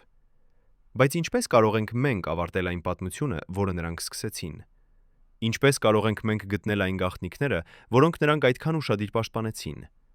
Եվ ամենակարևորը, ինչ կանենք մենք այդ գաղտնիքներով, երբ գտնենք դրանք։ 35 տարի անց Կարեն Դեմիրճյանի մահից եւ 3 տարի անց Ռիմա Դեմիրճյանի մահից մենք կանգնած ենք մի կետում, որտեղ մենք պետք է որոշենք շարունակել այս փնտրտուքը, թե թողնել, որ անցյալը մնա անցյալում։ Բայց մենք ընտրել ենք շարունակել։ Քանի որ մենք հավատում ենք, որ ճշմարտությունը արժանի է փնտրելու, մենք հավատում ենք, որ Կարենի եւ Ռիմայի պայքարը արժանի է շարունակելու, եւ մենք հավատում ենք, որ Հայաստանը արժանի է իմանալու իր իսկական պատմությունը։ Բայց ինչ գտանք մենք մեր հետաքննության ընթացքում։ Մենք գտանք վկանեց, ովքեր պատմեցին մեզ այն, ինչ տեսան։ Մենք գտանք փաստաթղթեր, որոնք ապացուցեցին, որ Դեմիրճյանը ուներ գաղտնիքներ։ Մենք գտանք հուշումներ, որոնք ցույց տվեցին մեզ, թե որտեղ փնտրել։ Բայց մենք դեռ չենք գտել ամենակարևոր բանը։ Վերջին գաղտնիքը, որը Կարենը եւ Ռիման այդքան ուշադիր պաշտպանեցին։ Այդ գաղտնիքը, որը թաքնված է այնտեղ, որտեղ սկիզբը հանդիպում է վերջին։ Բայց հնարավոր է, մենք արդեն գտել ենք այն։ Հնարավոր է, այն չի պահվում սեյֆում կամ բանկի պահատքում։ Հնարավոր է, Այն պահվում է այն պատմություններում, որոնք մենք լսեցինք, այն վկայություններում, որոնք մեզ տրվեցին, այն հուշումներում, որոնք մեզ թողեցին։ Քանի որ հնարավոր է, ամենակարևոր գաղտնիքը չէ այն, թե ինչ ուներ Դեմիրճյանը, այլ այն, թե ով էր նա։ Ոչ թե այն պատկերը, որը ստեղծվեց նրա մասին, այլ իրական մարդը, մարդ, ով պայքարեց իր ժողովրդի համար, ով սխալներ կատարեց, բայց ով նաև փորձեց ճիշտ անել։ Կարեն Նեմիշյանը չէր կատարյալ։ Նա ապրեց համակարգում, որը պահանջում էր կոմպրոմիսներ։ Նա կատարեց որոշումներ, որոնք հնարավոր է չէին ճիշտ, բայց նա նաև փորձեց պաշտպանել Հայաստանը այն ուժերից, որոնք ուզում էին վերահսկել այն։ Նա փորձեց ստեղծել ապագա իր ժողովրդի համար։ Եվ երբ նա տեսավ, որ այդ ապագան վտանգի տակ է, նա ստեղծեց համակարգ, պաշտպանելու այն, ինչ նա կառուցել էր։ Ռիմա Դեմիրճյանը շարունակեց այդ պայքարը նրա մահից հետո։ Նա պաշտպանեց նրա հիշատակը, պաշտպանեց նրա գաղտնիքները և պաշտպանեց նրա տեսլականը Հայաստանի համար։ Նա ապրեց 21 տարի, կրելով այդ բեռը միայնակ։ Բայց նա նաև թողեց հետքեր այն մարդկանց համար, ովքեր կգային նրանից հետո։ Հետքեր, որոնք կուղղորդեին նրանց դեպի ճշմարտությունը։ Եվ հիմա, երբ մենք կանգնած ենք այս պատմության վերջում, մենք պետք է հարցնենք ինքներս մեզ. ինչ ենք մենք սովորել։ Մենք սովորեցինք, որ իշխանությունը գալիս է գնով։ Մենք սովորեցինք, որ գաղտնիքները կարող են լինել և պաշտպանություն, և բեռ։ Մենք սովորեցինք, որ ճշմարտությունը միշտ գտնում է իր ճանապարհը դեպի լույս, անկախ նրանից, թե որքան ժամանակ է պահանջվում։ Եվ մենք սովորեցինք, որ պատմությունը գրվում է ոչ միայն հաղթողների կողմից, այլև նրանց կողմից, ովքեր համարձակություն ունեն փնտրել ճշմարտությունը։ Բայց մի հարց դեռ մնում է անպատասխան. ինչ էր իրականում Դեմիրճյանների սեյֆում։ Ինչ էր այն վերջին գաղտնիքը, որը նրանք այդքան ուշադիր պաշտպանեցին։ Հնարավոր է, մենք երբեք չիմանանք ճշգրիտ պատասխանը։ Հնարավոր է այդ գաղտնիքը կորել է ժամանակի մեջ, կամ հնարավոր է այն դեռ սպասում է, որ ինչ-որ մեկը գտնի այն։ Ինչ-որ մեկը, ով ունի խելքը վերծանելու խորհրդանիշները, համարձակությունը հետևելու հետքերին և վճռականությունը բացահայտելու ճշմարտությունը։ Հնարավոր է այդ մարդը դուք եք։ Հնարավոր է դուք եք նրանք, ում Ռիման սպասում էր։ Հնարավոր է դուք եք նրանք, ովքեր կկարողանան ավարտել այն պատմությունը, որը Կարենը և Ռիման սկսեցին։ Բայց նույնիսկ եթե դուք չգտնեք ֆիզիկական սեյֆը, նույնիսկ եթե դուք չբացահայտեք վերջին փաստաթուղթը, դուք արդեն գտել եք ինչ-որ բան ավելի կարևոր։ Դուք գտել եք պատմությունը։ Դուք գտել եք ճշմարտությունը։ Եվ դուք գտել եք այն դասերը, որոնք Կարենը և Ռիման ուզում էին փոխանցել հաջորդ սերունդներին։ Այդ դասերը պարզ են։ Պաշտպանեք ձեր ժողովուրդը։ Պայքարեք ձեր համոզմունքների համար։ Բայց նաև հասկացեք, որ իշխանությունը պահանջում է պատասխանատվություն։ Հասկացեք, որ գաղտնիքները կարող են պաշտպանել ձեզ, բայց նաև կարող են ծանրաբեռնել ձեզ։ Եվ հասկացեք, որ ճշմարտությունը միշտ արժանի է փնտրելու, անկախ նրանից, թե որքան դժվար է այդ ճանապարհը։ Հարգելի հեռուստադիտողներ, եթե դուք հետևել եք այս ողբերգական պատմությանը մինչև վերջ, գրեք մեկնաբանություններում, թե որ քաղաքից եք։ Մեզ համար կարևոր է իմանալ, թե որտեղ է Կարեն Դեմիրճյանը դեռ հիշվում։ Եվ բաժանորդագրվեք ալիքին, չբաց թողնելու ճշմարտությունը